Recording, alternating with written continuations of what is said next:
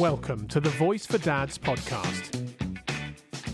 Hey guys, and welcome to today's episode of Voice for Dads. We have got a very special episode lined up for you today. This man I came across on TikTok, and his story just grabbed my attention.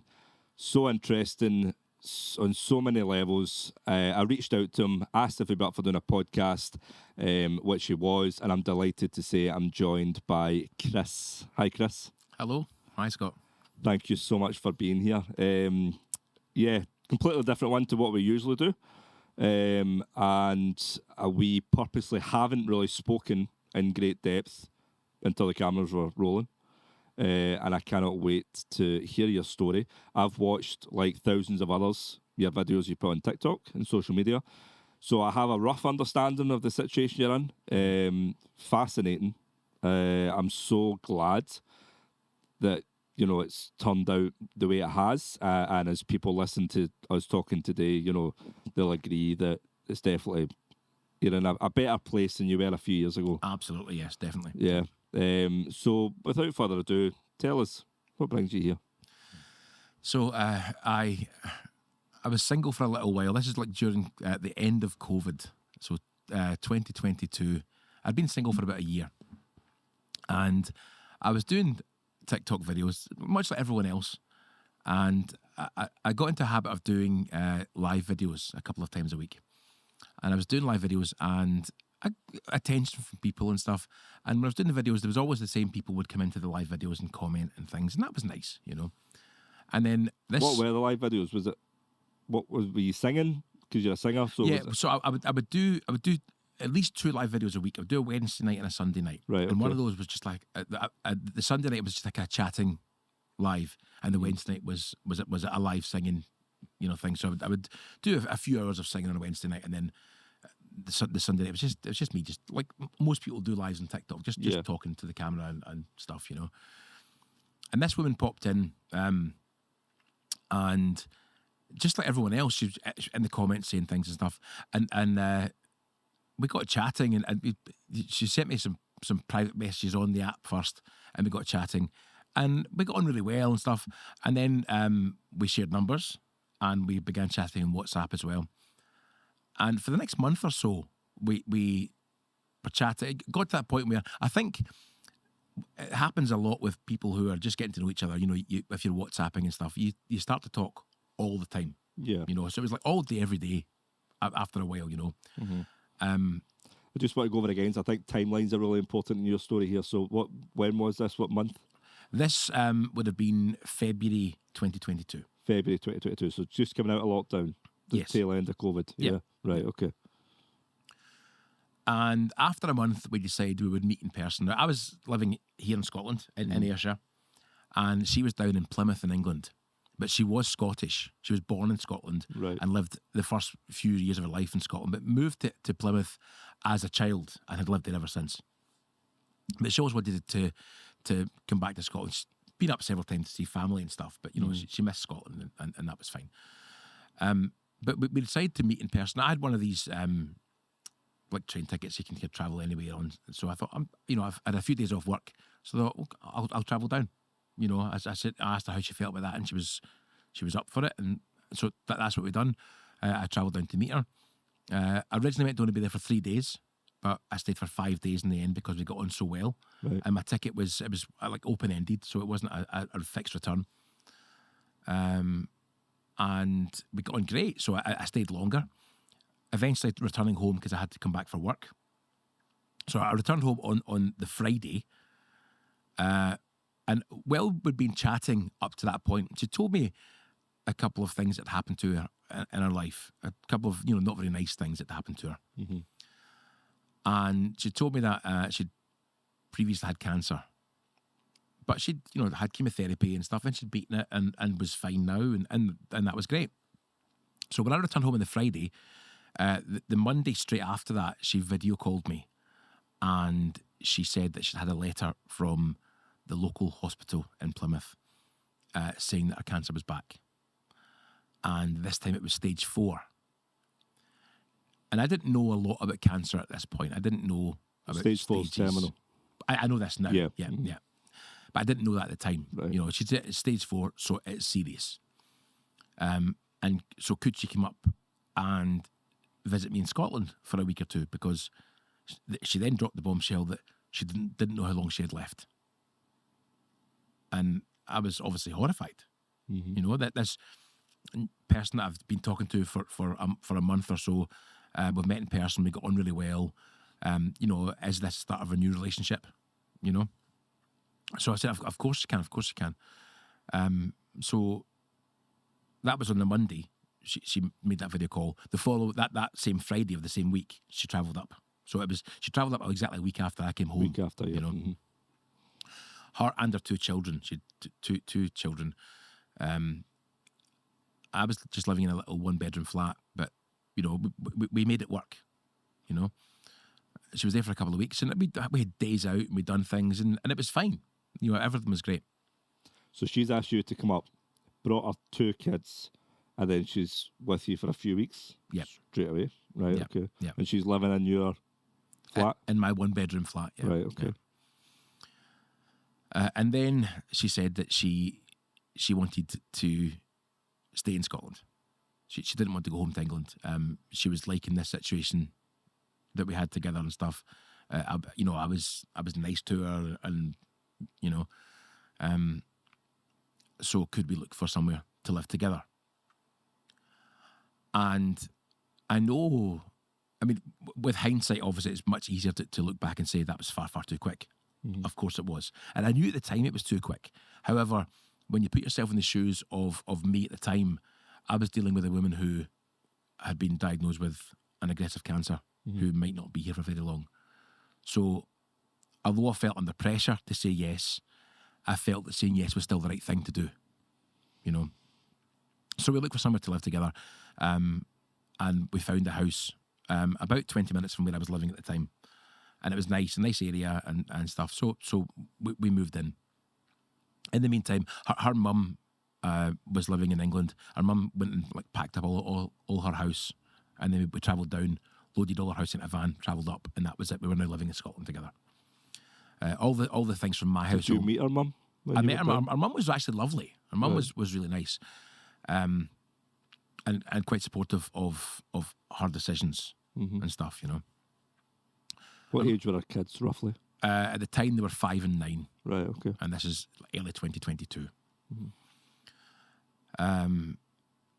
So we moved in together. All the furniture and all my belongings from my house all went into the house as well. So we had quite a lot of things, you know.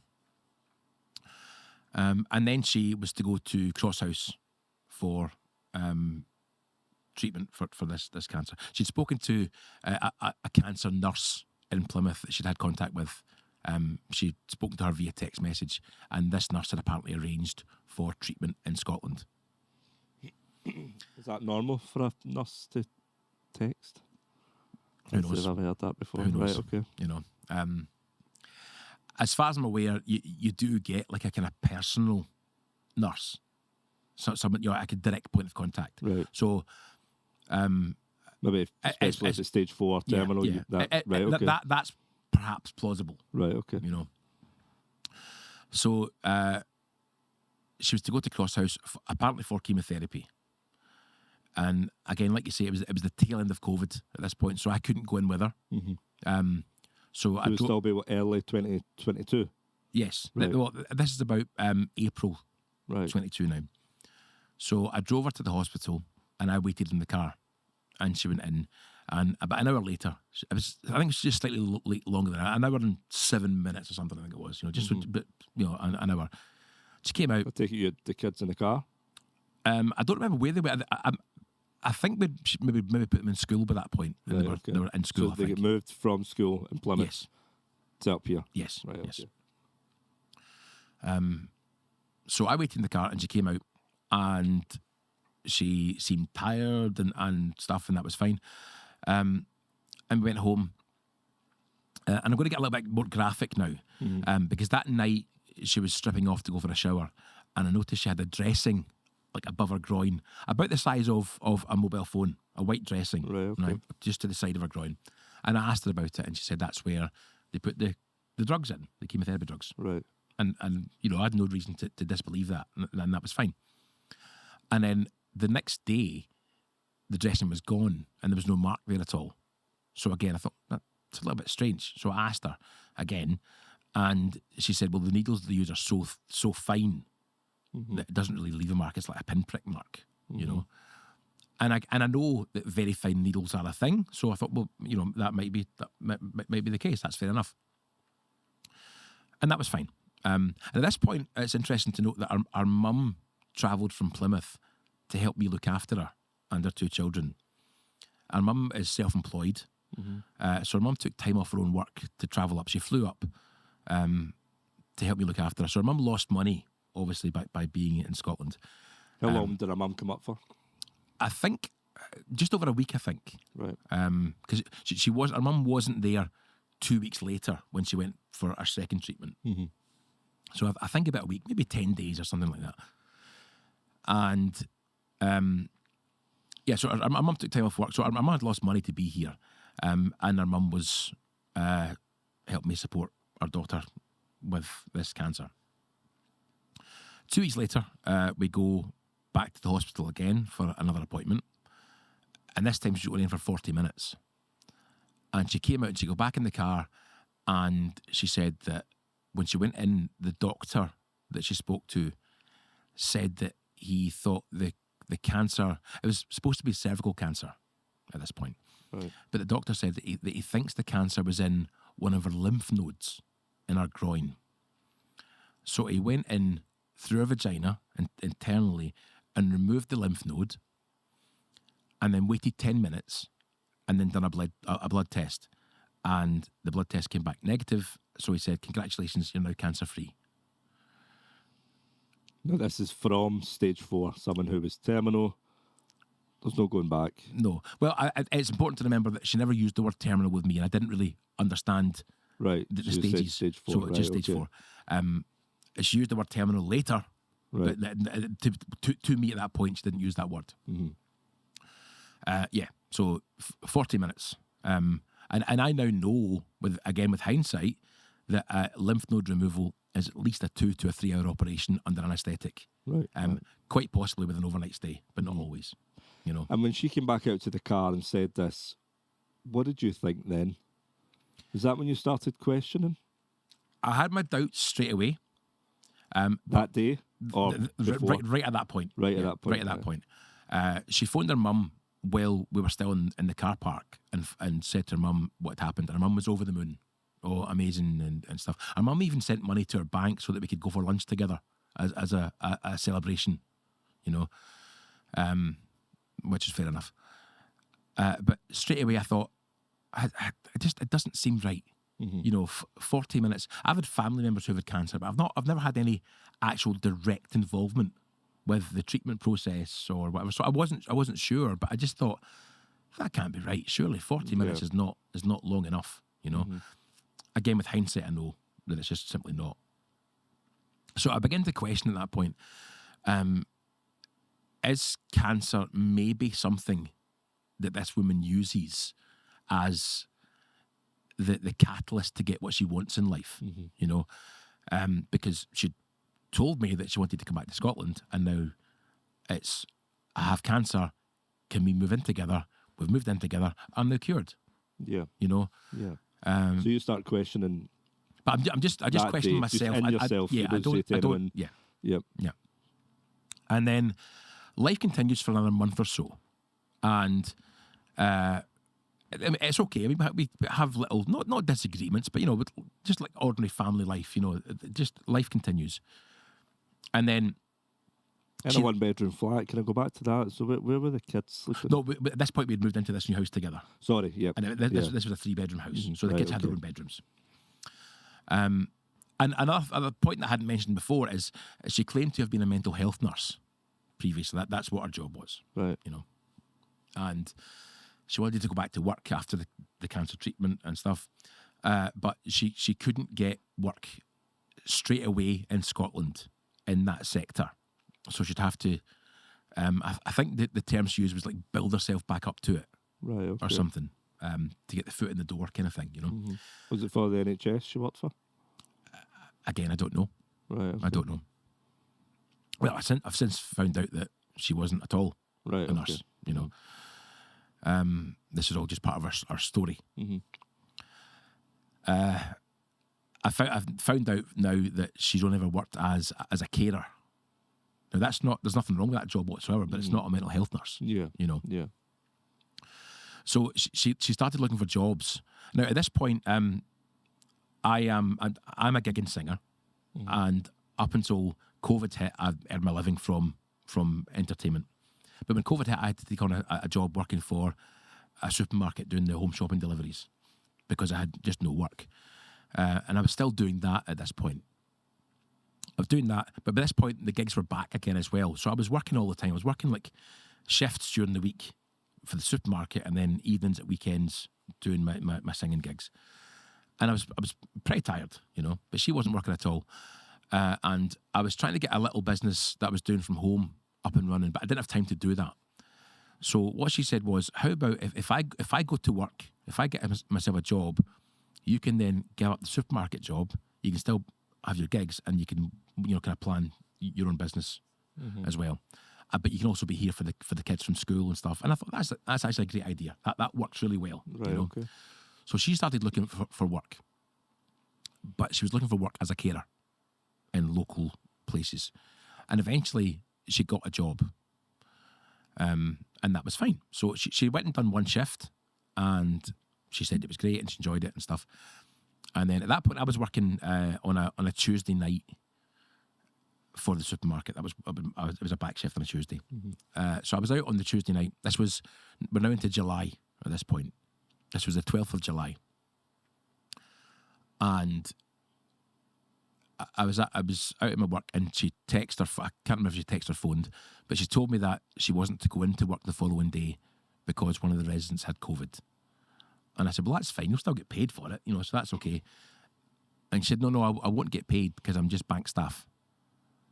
I'm like, what do you mean you told me it was a full-time job, at, you know, guaranteed hours, you know. She went, no, I'm just bank staff. I'll just be as and when required. But she'd already asked me to hand my notice in with the supermarket. Yeah. Which I had done. Because she said she had a full-time job. Yeah. Right. So I said to her that night on the Tuesday night, I can't, in all good conscience, I can't leave the job that I'm doing. I've got you and your children to look after now as well. I can't give up a full-time job with guaranteed hours, guaranteed wages for you to do a job where nothing's guaranteed. So I'm going to have to, I said, I know it's going to annoy you, but I'm going to have to speak to my manager and ask if I can take my notice back. Which I did that night. And they said, it's fine, it hasn't been sent off to the head office yet, so it's not a problem, we'll just bin it, and that's that. So she wasn't happy with me that I said I was going to do that. I got home that night, and she was never ever in bed when I got home. I got home about 11:30, but that night she was in bed. I don't know if she was asleep or not, but I'm assuming she wasn't and just ignoring me. The following morning, she was up before me. I got up, and there was a washing in the machine that had just finished. So I hung the washing out. It was a nice day. It was July. She was in the living room with one of her children. I hung the washing out, and I put a second wash load on. And when she heard the washing machine going again, she came running in the kitchen. She's like, what are you effing doing? I've washed that already. And I was like, hang on, the washing you've done is outside already in the line. This is a new load. And I'm like, you know, why the aggression? But I knew why. It was because of the job thing from the night before, you know. And she was just in my face. And I said, look, I'm going out for a walk. I was trying to lose weight at the time. And going out for a walk was a thing I regularly done. So I said, look, I'm going to go out for a walk just now. I think you need to calm down. When I come back, we can talk about stuff. It's a very strange way to act when all you're thinking about, though, is making sure that you've got a steady income. Of course. Into the house. Yeah. Yeah. But it's went against something that she wants. So she just take that as an attack, course. You know. Yeah. So I went out for a walk. And she kept WhatsApping me. And she was going on. And I said, look, can we just leave it just now? I'll speak to you when I get home. Just leave it. But it just kept going. What were the WhatsApps? What was she saying? Oh, it started off, you need to come back here. We need to talk about this. You know, get your arse back here. But it just got worse and worse. You know, it's just, a lot of name calling and things like that, you know, derogatory stuff and whatever, you know. And I said, look, no, I'll see you when I get home. I'm going for a walk, and I need to clear my head as well. So I won't be back for an hour or so. And then, but it just continued. So I thought to myself, when I go home, I'm just going to get in the car and I'm going to go for a drive for a while. Because I hate confrontation. I've always, some people say it as the easy way out, but in that situation, I'm always like, let's just separate, calm down, and then we can discuss things like adults later on, you know. But she was always like 100 miles an hour, you know, wanting to just attack all the time. So I thought, when I get back home, I'm going to get in the car and I'm going to go for a drive for a while. So that's what I'd done. While I was out in the car, then my mum phoned me. And she said, she's just phoned me. What's going on? She's phoned and she's calling you all these names and whatever. And I said, right, okay, since she's phoned you, I'll come to your house and I'll speak to you. So this is like the Wednesday, 13th of July. I went to my parents' house that afternoon. All the while, Emily's still WhatsApping, she's still phoning my mum. And my mum said, look, just stop it. Act like an adult, stop it. He's staying here tonight. My mum told her that initially. My mum said to me, just stay here tonight, you know. So I thought, okay, fair enough. So now, my mum and dad, you know, growing up, they were always, my parents were what I would call firm but fair, you know, great parents, you know. And I'm not going to say that I was the blue-eyed boy, because I wasn't, but I would never lie to my parents. They knew if I told them something, that was the situation, that was it, you know. So I sat down with my parents that night and I spoke about stuff, and that was the very first time that I ever raised any doubts about the cancer stuff out loud. And you actually told your parents? I told my parents that night. Right, okay. You know, and the reason I'd done that was because she'd been asking me all day to go home. I thought, in my head somewhere, because I'd already thought about her using cancer as the thing to get what she wants, I thought, I wonder if that's going to happen. You know, so I said to my parents that night that I didn't believe the cancer story.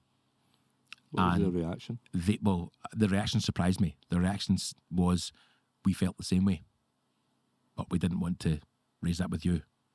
We thought it wasn't our place to get involved.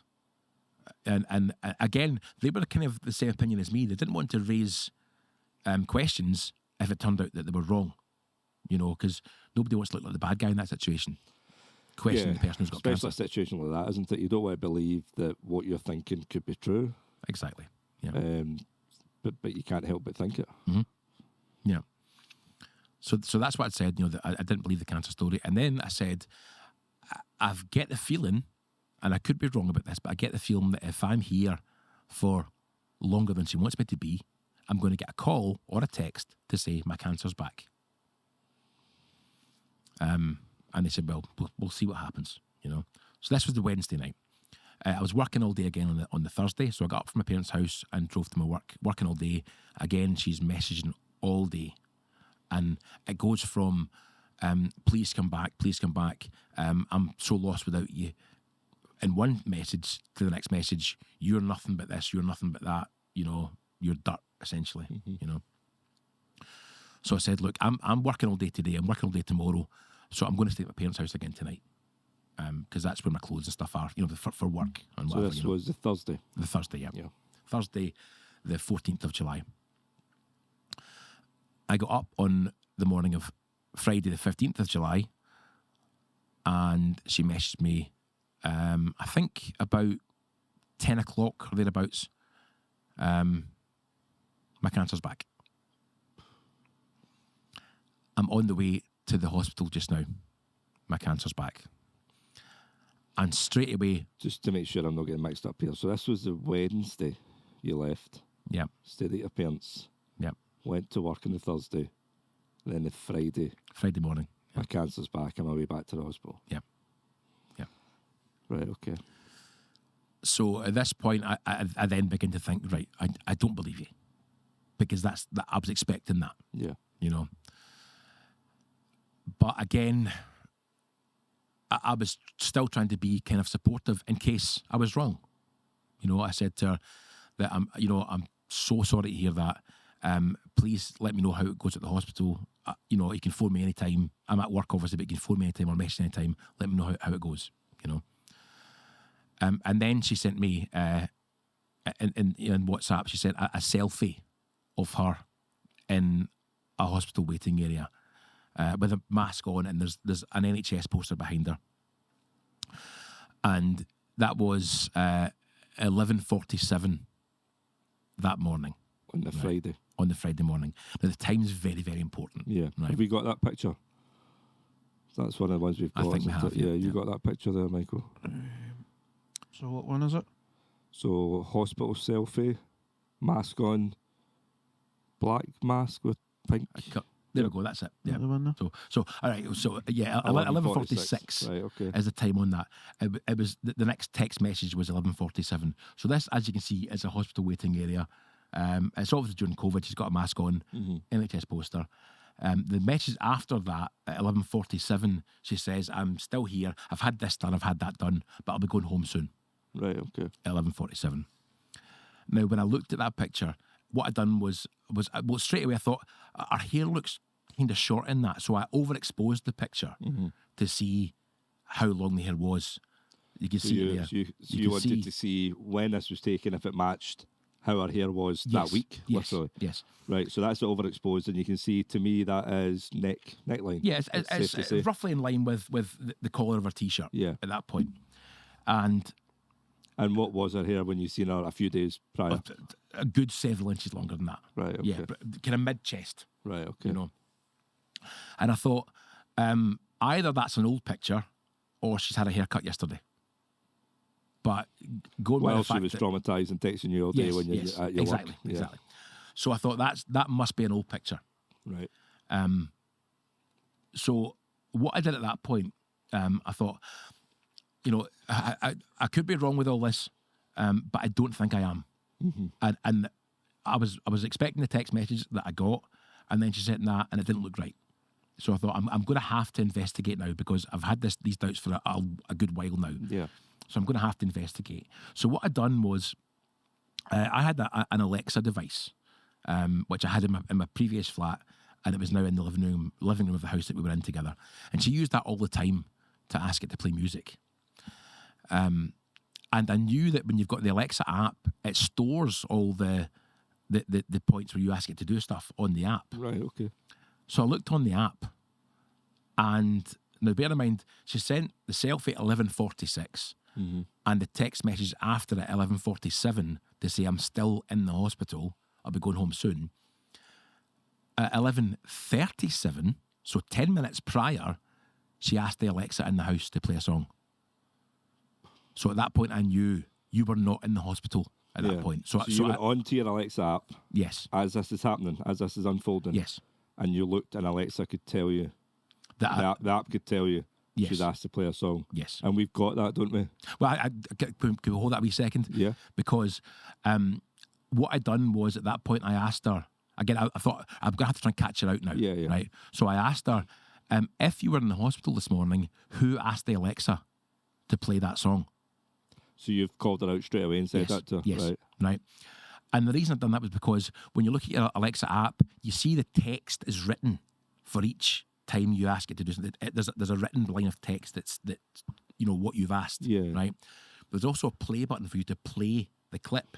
So Alexa records what you say to it all the time, right, okay. So I asked her, who asked Alexa to play that song? And she said, I don't know, it wasn't me. Right. Right? So I'm now thinking to myself, well, I've definitely caught you out because I've heard it and I know it's you. Yeah. I take it this is like, as this is happening, this is like just before 12 o'clock, she's texting you, you're checking your app, and you're calling her out straight away. I don't remember exactly how long it took to think about the Alexa thing, but it was certainly during that time. Within a space of, a very short space of time. Yeah. It wasn't days later. No, it was that day. Yeah, It was that day. So that's the recording you've got. Well, yeah. So what I done was I asked her who it was, and I asked her several times, who asked the Alexa to play that song, and she kept coming back saying, I don't know, it wasn't me. And then she went quiet for a little while, and I think at that point she was probably Googling what does the Alexa app show? You know? Okay. And if you want, we can play that clip now, and you'll see the time on it and stuff. We got that clip, Michael. So as you can see, it's this one in the middle here. Letter to America by the Proclaimers. Play Letter to America by the Proclaimers. The song's actually called Letter from America, Uh-huh. but that's what she asked for, and the time on that was 11:37. So all matches up. Yes, And you can hear that it's her. I can hear it's her. Yeah. And she says, I don't know who it is, it wasn't me. Yes.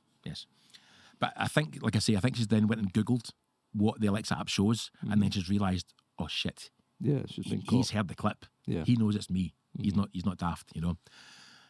So then, and this has happened several times since, when you've caught her out on a lie, she's then got to make a new lie to try and cover get up, out it. you know. Yeah. But the new lie is always so fantastical because she's having to think of something very quickly that you're like, that doesn't even make any sense. Yeah. You know. So now this is still that day, that, you know, within an hour or so of this all going on, when she's realised that I've heard the clip, she's thought, right, okay, I'm going to have to How's she explain. getting out of this one? Yeah. So she messages back and says, look, I'm really sorry. I understand why you're annoyed. However, I got confused. It wasn't today I was at the hospital. It was yesterday. So why send a text message saying I'm still at the hospital? I'll be going home soon. Yeah. And send a selfie saying that she's there now. Yeah, you know. And then the hair doesn't match. And Yeah. So it's clearly lies at this point, Yeah. you know. And then within, I think, a couple of seconds of that, she then sends a screenshot of a text message. I haven't sent you this, but we can maybe show it anyway. It's a text message that says NHS at the top. Right. And it says, thank you for attending your appointment. And it's got the previous day's date on it. Right. So this is her now showing evidence that I was there yesterday, you know. But the text message is littered with spelling mistakes and grammatical errors. And this is one that people point out all the time. The very last line in that text says, thank you for your patience, right? But not patience spelt with a C-E at the end, like you're being patient, but patience TS. Like, you know, you are a patient of our doctor. Thank you for your patience. Thank you for your patience. It's ridiculous, I know. And you know, it is funny, but it's also at the same time, it's like, how daft do you think I am? Yeah. You know? Uh-huh. And at the top, what did it say? We'll put it on the screen as an overlay on this podcast. But then, what does it say at the top? Does it say NHS? I think it's like an email address. So it's nhs.scot.co.uk or whatever it is. Okay. You know. Yeah. But interestingly, with that as well is now it was an actual text. You know, not a WhatsApp or what. You know, the actual native text in your phone, right? Now I've got an iPhone. She's got an iPhone, right? Now, I know you said that you don't use iPhones, but when you have an iPhone, a text message, when it comes through, if it's a text message from someone that you don't have saved as a contact, there's a little a kind of icon at the top, right? And if it's someone you don't have saved, it's a little head and shoulders icon, Right. Okay. right? If there's a contact you have saved, the icon changes to the first letter of that person's name or whatever it is, you know. So sometimes if you get text messages from organisations, it will come up with a name rather than a number, right? But it'll still have the Head and Shoulders logo because it's not something you have saved, you know. Hers come up with an N at the top, which showed that she had saved that. Yeah. It was a number that she had saved that name to, you know. And also, interestingly as well, is the time on the text message also matched to the minute of the time she had screenshotted it. So she'd literally just got that message on her phone as she screenshotted it and sent it to me. So I take it you're thinking, well, I'm thinking as I hear this, she sent it from another phone, sent it to this phone, screenshot, sent it to you straight away. Yeah. That's what's happened. Yeah. She got a second phone with a second SIM card in it. Yeah. She's quickly typed out this message, saved that number in this phone as NHS, sent it, screenshot, sent it to me. Look, they've sent me a message. I was there yesterday, you know. My God, that beggars belief. Yeah. So that's we're now getting started. Yeah, we haven't, you know, we've not even covered anything yet, you know. Strap in. So that's now the second day that she says she's at the hospital for that appointment. Yeah. You know, yeah. that you see the selfie of. So, you know, at this point, I don't believe her. I tell her I don't believe her. And I say at that point that I'm sorry, but our relationship is over. Mhm. If you can lie about cancer, Yeah. you know, it's over. It's absolutely over. And then for the next 10 days after that, so that's the 15th of July. Oh, sorry, interestingly, that evening, because I blocked her on WhatsApp now, because it was just relentless. She sent me a message on Instagram that evening. And again, we can show these later as an overlay. I don't have them at the moment. She sent messages saying things like, none of us have done anything to end the relationship. Right, and it wasn't important that day, but this became important later. Right, okay. So this is Friday the 15th of July. She sends these messages saying none of us have done anything to end the relationship. And the last message she sent was, in time I can, she says forget and forgive. Most people would say forgive and forget. But she says, in time I can forget and forgive your accusation if we get back together. Your accusation being that she lied about cancer. She got cancer. Yeah, right. And that's really important, again, later on, when you find out what happens next. Right. So you have to remember what she said there. In time I can forget and forgive your accusation. Mm-hmm. So that's the 15th of July. The next 10 days, she is relentless. Please come back. Please can we fix this? But still maintaining that she has cancer. You know, even though it's quite clear. I've caught her out. You know, I can't speak for prior, but at this point I know she's lying about, you know. So then you blocked her on WhatsApp. She's messaged on Instagram. Yeah. And then does the Instagram messages become relentless? No, I blocked her on Instagram that evening on the Friday. But at that point, there's like emails. There's any way she can find to contact me. She does that, you know. Lots of different platforms and stuff. Yeah. Snapchat I don't really use Snapchat, but you know, she messaged me on there as well. TikTok, just anywhere she could find to make contact with me. And then that was the Friday. The following Tuesday, that evening, she sent a picture message of some of my expensive gig equipment out in the back garden. And this was about 2:00 in the morning. She sent this picture. Your equipment for singing, yes. for your gigs. Yes. Yep. Big expensive speakers and things like that, you know, that are worth thousands. Mm-hmm. Knowing full well I'm not going to leave them there in the garden. So I get in the car and I drive about an hour's drive from where my parents live, where I had to go to the house that we'd shared together. And because I'm already aware of she's lied about cancer, she can lie about anything, and she sent this picture in the middle of the night with no context or anything, just the picture, you know, she knows I'm going to come and get them. So I think to myself, I'm in a dangerous situation here. I'm going to go to this house in the middle of the night and she can say that anything's happened. Yeah. Yeah, and you don't know what you're getting yourself into. So I phoned the police on the way to the house and I explained to them that I'm essentially in fear of my safety, and explained the situation, and they said that's not a problem, we will attend. So I waited round the corner. What time was this in? Well, it was 2:00. I think it was 1:50. I think it was when she sent the message. Right. By the time I got up and got dressed and get in the car, it was like 3:00. And was the picture she sent you, was it dark? It was dark. Yeah. It was dark, right? Yeah. So she clearly taken it at that time of night. Right. Yeah, Okay. Yeah. And the thing I've always wondered about as well is the speakers. It was big, what's called bass bin speakers. So they're very, very big, heavy speakers. I don't think she could have got them outside by herself. Right. They're very heavy. I struggle to lift them myself, and I'm a big guy, you know. So I think somebody's helped her to take them outside, but I can't confirm that. I have no idea. Right. That's not really relevant though. So I wait around the corner for the police to attend, and they come, and we go round, and my stuff's all in the back garden. And were you able to get to the back garden without going through the house? Or like, yes, yeah, a back garden with a gate right onto the kind of back car park area, you know.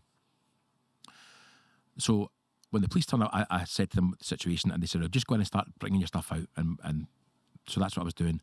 And I could see the curtains were twitching at the top upstairs, and then she came down the stairs and she came out and she was shouting and bawling. But I think that's because the police were there. She's seen the police. She was angry because they were there. Right. What was she shouting? I can't even remember now. But it was directed at me, but for the purpose of the police, if that makes sense, okay. you know. Yeah. Like she was a victim? Oh, absolutely, yes. Yeah. She's always been a victim in this whole story. Right, okay. Yeah, as far as she's concerned. Yeah. You know. So the police actually physically gave me a hand to lift stuff and get it in my car and whatever, you know. And there was a little bag that I had some little kind of disco lights and stuff in it. And that's where I kept my iPad as well. I used my iPad for, when I'd done my TikTok lives, that's what I used the iPad for. I'd done many lives where we were together and the iPad was there and she, you know. So she knew that you used the iPad for that? Yeah. And she knew where I kept it as well. And that bag was sitting there. So I unzipped it and there was no iPad in it. Right. So I said to the police that my iPad's missing from that bag. And she's like, what iPad? I've never seen an iPad. Okay, fair enough. So I got all my stuff in the car and I went away. The following morning, she then sent another message to say the rest of your stuff will be outside at 5 p.m. You better come and get it. So at this point, my mum and my sister came with me. Right. We got a van and we drove down. Now, see this house that you shared? Whose house was it? Was it joint? It was joint. A joint tenancy. Yeah. Joint tenancy, right, okay. So my mum and my sister came with me the following day, 5 p.m. We got there. She sent me a picture of my stuff outside and it was fine, right? We got there. There was like canvases in the wall that I had in the wall and stuff, and all my like clothes. And I'm a big lover of books. I've got a lot of books. They were all outside as well. And you say outside, were they boxed up, sitting outside, were they launched out the window? You know, what did it look like? When she sent the first picture, it looked reasonably tidy. Right. There was like crates of kind of plastic crate things, and she put the books in them. I had a bookshelf in the house, but she put all the books in these crates, and the bookshelf was out on its side. And there was more kind of boxes with clothes sitting in the boxes and stuff. So it looked reasonable. And then when I got there, the canvases were all slashed, and the clothes and the books were all covered in bleach. Bleach. Yeah. You could smell it. As soon as you opened the garden gate, you could smell the bleach. Right. You know. I take it clothes, you would see they would dye white, wouldn't they? Is that what bleach does? And clothes, And she's quite calculating. There was a particular shirt. When I do certain gigs, I like nice shirts, nice kind of stage wear shirts, you know. And I had a particular shirt that was my absolute favourite, right? And that was sitting at the very top, all bleached, right?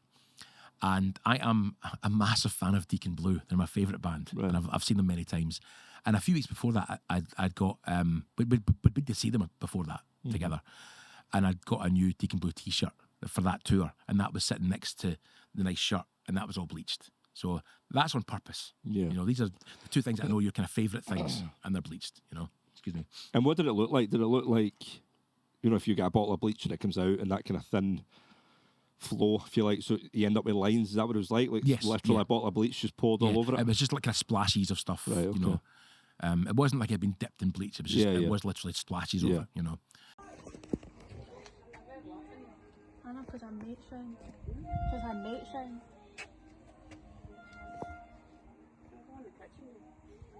Yeah, I took videos. I'll go back to that later because there's another important point to that, but I didn't find it out till later. So I phoned the police again, and they attended, and the police, again, they helped me move stuff, but they weren't very helpful because they asked her about the stuff being bleached, and she said, I don't know, it wasn't like that when I put it outside, it was fine, you know. So they said, there's nothing we can really do about it, you know. And what they did say at that point was, just so you're aware, because she has children, this will automatically be referred to social services because we've been called to a domestic incident with there's children involved. And they asked if I've got an issue with that. And I said, no, not at all. That's absolutely fine. So I'm guessing they said the same to her as well, you know. So I left with this stuff that I had, that, you know, obviously most of it got binned. So I could salvage some of the things, but most of it got binned. And when you went the second time and your mum and sister Yes. were there, did she come out that time, start shouting? No. No. I think because she was probably afraid of my sister, Right. you know. And I don't condone violence in any way, but I think she'd be afraid to face my sister, you know. So that was then on the Wednesday.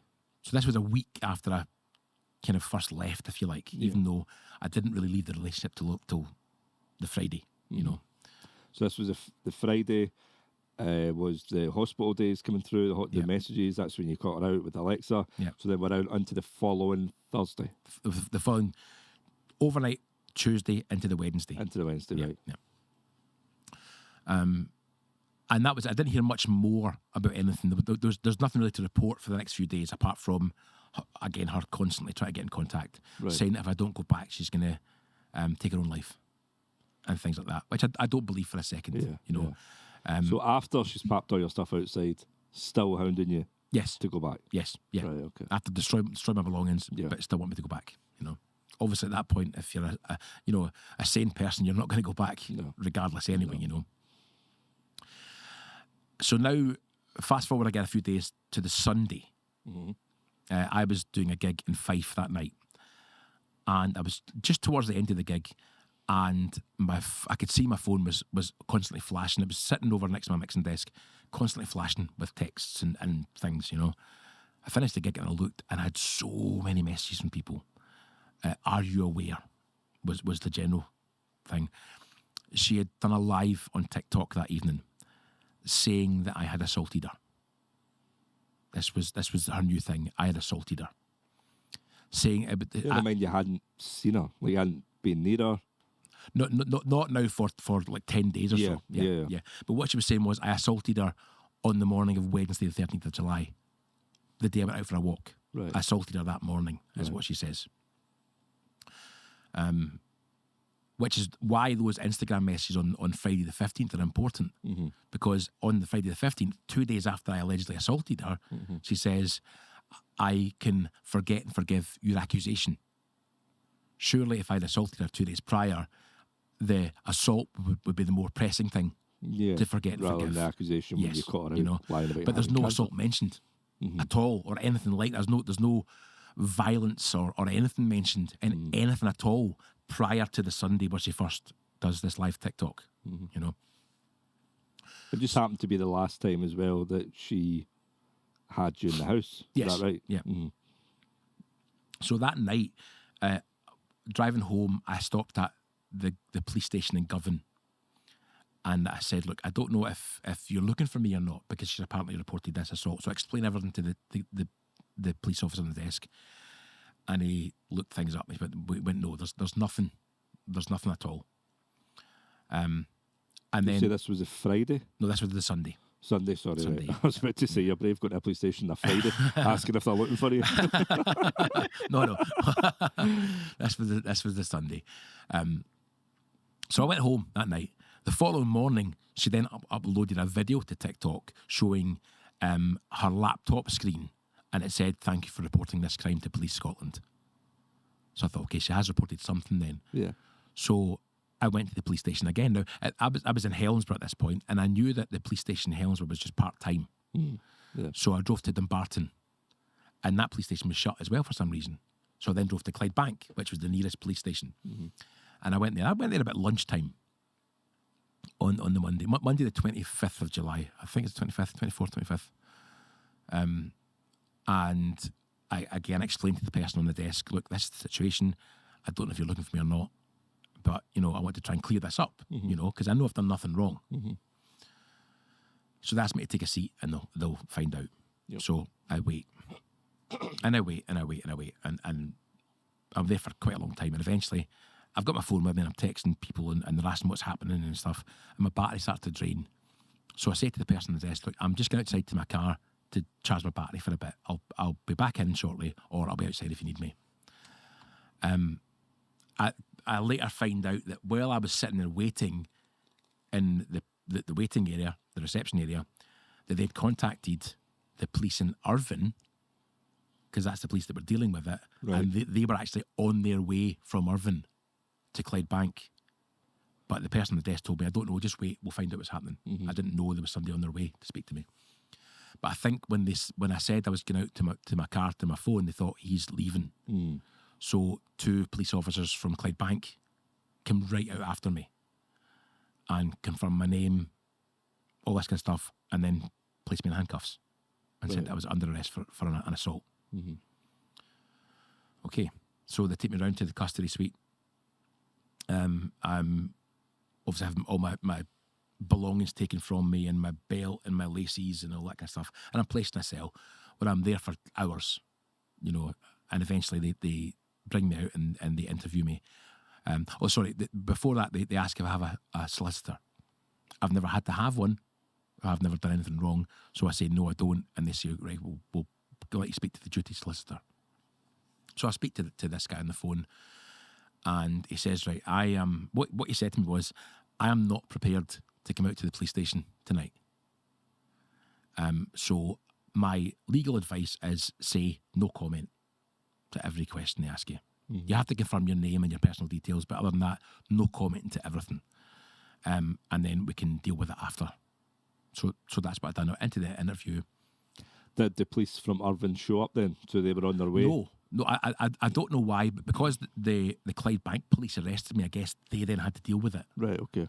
Because I never ever saw police officers from Irvine. It wasn't. It was later that night the Clydebank police officer told me that they were on the way from Irvine. Right, okay. But he was a Clydebank officer. So they interview me, and I say no comment to everything. And they show me screenshots of text messages with my name at the top. And again, we have that picture. And my name is at the top. What one was that? I'm going to get Michael to throw it up. It's just a text, the blue and white text. That's it. Yeah, that's so it. it says Kris Simpson at the top. Yeah. So I'm obviously meant to be the grey part, and she's the blue part. Right. You know. And in this, I clearly, if this is me, I'm clearly admitting an assault on her at this point. 'Cause it says, yes, I grabbed you by the throat, grabbed your arm, and kicked your leg. Right? So that was her evidence of an assault. And the police accepted that at face value. They didn't investigate that whatsoever. Now, I did not send these text messages. It didn't come from me or from my phone. And again, if you remember back to the NHS text, I know she's capable of saving that number to whatever she wants and sending herself text messages. Even the way that's worded, though, it's just... Well, I'm right. I'm a bit of a grammar Nazi. Maybe I shouldn't use that word, but you know, that's. I'm so sorry. I don't want to offend anyone. But yeah, I if I write something down, it's always if you text me, I don't use text speak. I don't use the letter U to mean you. Yeah. You know. Yeah. I write everything in full grammar, full punctuation, and I spell things properly. Her spelling's atrocious. You know, and everyone who's seen that has said that is not you. I know that's not you. You know. And I think even if you know me for 5 minutes, you could tell that's not me. Yeah. You know. And there's lots of little things in that you can tell by the grammar and the punctuation. It was the grammar that caught my eye. Let's see it again, Michael, if that's all right. It was the grammar that caught me. Yes. Yeah, there's practical in the punctuation in that at all. And one thing that really stands out is the second message that's allegedly from me starts off with "shouldn't have got in the way." Now, I can spell, I know grammar. That should be a contraction of shouldn't have. You shouldn't have got in the way. It was a bit, yes, I grabbed you by your throat, I grabbed your arm and kicked your leg, but that's your own fault. Just writing that as clear as day. Yeah. It's just not something you would write. Well, this is the thing. What's interesting about those three things she mentioned is her other evidence was photographs of apparent injuries to exactly those three places. Right. Now, isn't it funny that she happened to have injuries in the three places that I have already mentioned in a text message? Yeah. That just seems, a real big coincidence, So the police have taken that. She's gave that to the police, and they've went, "Oh, you've sent that." Yeah. She gave them that, and she also gave them a screenshot of my contact card from her phone showing my actual number and my name written the way it's written there. Right. So they've just taken the two of those entirely separate screenshots and said, well, that's clearly the same thing then, you know, which it wasn't, Yeah. you know. The injury pictures as well, no identifying features or face ever appears in those pictures. So they could be anybody, you know. Do you want to mention them just now? Before? If you want, that's not a problem. 'cause Yeah, they just blow everything right out of the water, don't they? There's two that are minor. There's a scrape on a leg, right? And I didn't know this, but every woman who's seen this, there we go. That's us. Every woman who's seen this has said that's a shaving mark. Right, okay. That's from shaving your legs. Right, okay. Right. There's a bruise. None of us would know. But No, yeah, exactly. I didn't know that either. You know? I don't shave my legs very often. So she's gave that to the police as well? Yes, yeah. And I do Right. believe that's her because the carpet is the same as we had in the living room. So I Right, do believe okay. that is her. And what was the other images we've got The then? second one is a bruise on an arm. It looks maybe a thumbprint size bruise. Right. I think maybe like here on. There we Up go. there. Yeah. Again, no features. You can't identify her in these pictures or anything. Yeah. But the third one's the most important, right? The third one is a Third one, a red mark on a neck, Yeah, right? And we'll see this. that one there. You can see it's a red mark on the neck, right? Again, I think it probably is her, Right. but you can't see her face, so you don't know that for sure, right? And what's interesting about this is when I spoke to my solicitor about this, I said, can we push for them to access her phone to get metadata, Yeah. right? We already know that we can prove that I didn't send the text message, Yeah. but the metadata from these pictures is very important as well because she did not mention anything about an assault at all until Sunday, the 24th of July. But it's meant to have happened 11 days prior to that, right? So I believe that picture, because the police showed me that on Monday the 25th, I believe that was taken either later on in the day on Sunday the 24th or earlier Sunday 25th. Yeah. Right. Which would have made it 11 days 11 to 12 days after. after it it's allegedly been- happened. If that's the case, right, so if we could prove that picture was taken at least on the Sunday, if not the Monday, right, that's still 11 days after any injuries might have happened. If we can prove by the metadata of that photo that's when it was taken, why is the mark red? Why is it not like a yellowy bruising or whatever? Red tells you it's a fresh injury. Fresh. And then also the way that image is, that's cropped, isn't it? That the portrait of that image just doesn't sit right. So there's more to that picture. Yeah. So there is. So these are the three injuries That's that she three alleges injuries, yes. that Yeah. you caused, That I apparently caused. and then you were in the police station. You're getting shown these pictures. The first time I see these is in the police station, Right, okay. along with the first time I see the screenshot of the text messages. And again, I'm following the advice of no comment to everything, even though inside my head I'm shouting, I did not do that. That is not me. I didn't send that message. Yep. The injury pictures are fake. I didn't do this, you know. But I'm And I following can the relate to advice. that because I've been in that situation. And if you were to sit and say no comment when you've got police officers in front of you who you think, well, I haven't done anything wrong. Surely they're going to believe me. Surely they're going to want to help me. And then you feel guilty almost for saying no comment because you're going, Yes, I've done died. Yes, exactly. Yeah, But- but I'm thinking I'm doing the right thing by saying no comment because that's what I've been advised by a Yeah. lawyer to I would do. I would say you were at that Yeah. point. I'd still say you were. Yeah. Yeah. And but like you say, you know, you think to yourself, surely they're going to believe me because I'm telling the truth. I've turned up last You night went in to them. Govan Yeah. and today at Clydebank to speak to you because I haven't done anything wrong. I'm under the naive thought that I can fix this issue. You've done died. I've got nothing to hide. Yeah. And also, if you remember, the previous week, I called the police overnight on the Tuesday night and during the day on the Wednesday, right? Which was now apparently after I had assaulted her. If I had assaulted her on the Wednesday prior to that, why would I phone the police? And why didn't you tell the police at that point I had assaulted her? You know? It makes no sense. So she comes out screaming and shouting in the back garden when you're picking up the stuff. The police are there. There's no mention. No mention of it at all. Yeah. Yeah.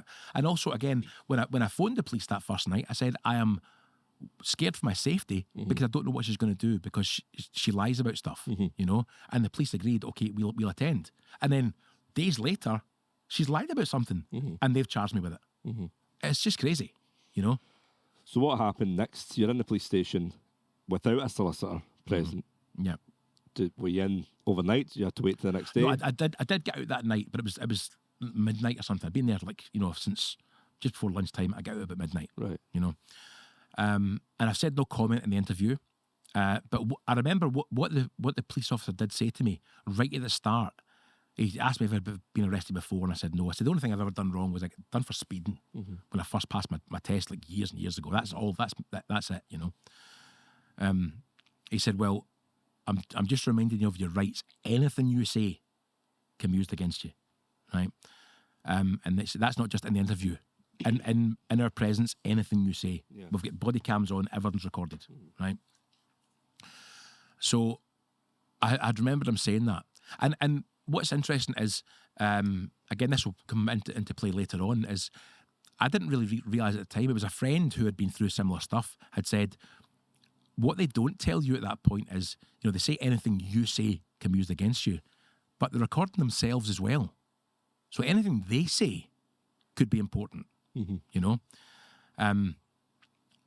So once they were letting me go, they said to me, right, we're keeping your phone because, you know, that message, you know. And what he said to me was, we're keeping your phone, and even if you've deleted that text message, we'll still find it. And I said, I have no problem with you keeping my phone. In fact, I'll give you the PIN number. You know, if it'll make it easier for you, I'll give you the PIN number, you know. And he checked it in front of me and it opened the phone. I said, I have no problem with you keeping the phone and checking it because I know I didn't send that text message. So you're wanting to leave the phone. You're wanting to go and look for it. Go and see if I deleted it. Exactly. You know, I'm thinking by giving them the phone, or you're letting them keep the phone, they've took it already. But by giving them the PIN number, I'm going to speed the process up. You know, they don't have to go so forensically to open the phone. You know, I'm still happy with them to friendly examine it. There's nothing on it that's incriminating in any way. You know. So, but that's what I said, you know, I didn't send it. It didn't come from me or from that phone. So, you know, fill your boots, essentially, you know. And that's what happened. So they let me go, and that was fine. The next day... Were you charged when they let you go? Yes, I was charged. Right. Yeah. What were you charged with? I don't remember the exact terminology, but domestic abuse of some kind. The following day... I was in my mum and dad's house, and my dad went out that day and bought me like a wee cheap phone so that I could still, you know, arrange gigs and things like that and whatever, you know. So I was sitting in the house trying to figure out this new, just like, you know, one of the wee kind of cheap things, 30 quid or whatever it was, you know, not a smartphone. I'm trying to figure out how to use it and stuff. And the door knocks, and my dad answers the door, and in come two new police officers, and they say. They confirm my name and stuff, and they say, you're under arrest. And I was like, what for? And they said... Because I know I keep going back to, but dates are very important in this case. So this would be the Tuesday? This is now the Tuesday, 26th of July. Got you. Yeah. So less than 24 hours after I've been released for the first arrest, I'm arrested again. And they won't tell me what it's for at that point, but we'll speak to you at the station. Okay, fair enough. Now, my poor wee mum, my mum passed away while I was going through all this. She wasn't in the greatest of health. And my mum knows that I didn't do this. She just knows that. You know, your mammy knows you. Yeah. You know. And she knows that I didn't do it. And when they handcuffed me in the house, my mum said, can you please not handcuff him? Please don't handcuff him. Just, he won't do anything. And they said, no, it's policy. We have to handcuff him for our own safety. You know, and my poor woman, she had a panic attack. And my dad had to pick her up and sit on the seat and calm her down and whatever else. It was absolutely tragic. It's horrendous. It really is horrendous, you know. So I'm taken back to Clydebank Police Station again from Helensburgh. And while I was waiting to go into the custody suite, it was already busy with somebody else who'd been arrested. We were waiting outside. And the previous arresting officer from the night before came out of a room, and he's looked at me and he was like, why are you here? Yeah. And I'm like, I don't know. I have no idea. So the officer that arrested me that night went outside with him, and they spoke for a minute, and they came back in again. So obviously the second officer's now been filled in on the night before. Why you're there. You know? Yeah. But what's interesting is at that point, because that first officer was very, like, he was looking at me like, you know, like, you're a bastard. You've done something to somebody here, you know. Right. What is very interesting is after he came back in from talking to that other officer, his attitude changed. It was much nicer. This is the one that just got you from your parents' house? Yes. Right. Yeah. So he's basically been filled in by his colleague. Right, got you. So I genuinely think that first officer from the night before didn't believe her story. Mm-hmm. But obviously had to do his job. Yeah. You know. And he's maybe said to the second officer, we arrested him yesterday. It was no bother. He didn't cause any hassle. He did no comment, everything, but, you know, he made remarks like out of the interview, which would suggest that he's innocent. Like, you can check my phone, I didn't send text messages, on you go, you know. Because, like I say, the second officer's attitude completely changed. Right, okay. You know, and he was much nicer with me. And I was only put in a cell only for maybe half an hour this time before they interviewed me. And at this point, that day, sorry, I had got myself a solicitor, so I was allowed to phone him from the police station, and he said again, at the moment, just say no comment, and I'll speak to you tomorrow or whatever. So that's what I done. So I no commented that interview as well. But what that interview was, they showed me a screenshot of a TikTok message from an account that I guess had just been set up, but no followers, no videos, no nothing. You know, it's a completely blank account. But it had sent her account a message. Right. And I don't know if I remember the exact wording, but it was something like, thank you for yesterday, but I'll see you again real soon, this time without the authorities involved. Right? So I fully believe she sent that to herself. Uh-huh. Screenshotted it. Right, so we think she's made up a TikTok account, sent it to her own TikTok account. Yeah. And what exactly did the message say? Thank you for yesterday. I will see you again real soon, this time without the authorities. Right, okay. So that's, I'm guessing, is, you know, kind of like a veiled threat. Right, okay. You know, which the police saw that as well. So that's why you got arrested on Tuesday? Yes. Because of this TikTok? Because of a TikTok message. From an account that... was not connected to me whatsoever. Yeah. Right, okay. So again, I no commented the interview, you know, and it wasn't very long, and I get taken home again that night, and that was that. But interestingly, when they let me go that night, they said that I am being released pending further inquiries, right? So I don't know if they wanted to contact TikTok and get, you know, like data, who set up the account up and stuff. So home that night, and what's interesting about that is I have never ever heard another thing about that arrest. It's never been brought up again, and I've put a police complaint in, like it's now been investigated, and that's one of my points of complaint is what happened with that arrest. I was arrested on a charge, released pending further inquiries, and I've never been told that anything further's happened with that. I've never been like unarrested or anything at all. You know. So what was the charge on that then? Was it a different charge? I don't remember exactly what it was. I've never received any paperwork or anything for that. Just nothing. You know, just nothing at all. But I guess it was like, you know, Communications Act or whatever. But essentially, you know, she's done that because I'm breaking bail conditions by contacting her, as far as she's concerned and the police are concerned. You know, so I heard no more about it after that. Would arrest you on such poor evidence. It's so easy to find out that where it came from. Yeah. And if you look at the previous arrest the day before, that the text messages, all they had to do was look at her phone. And, you know, you click the wee thing at the top and it tells you the number it came from. If they'd done that, they could see it wasn't my number, you know, and then none of all this would have happened, you know. But they didn't. They just went, okay, he said that. It's got his name on it. Okay, fair enough. And accepted that, you know.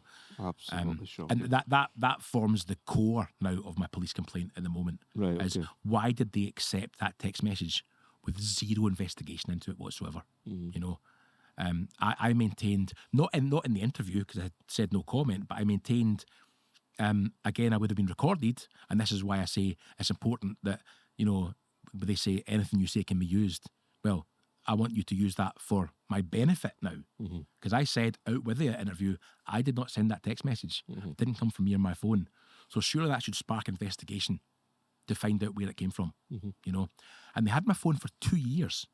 Well, just over 2 years. 2 years and 3 months, I think it was, before I eventually got it back, you know.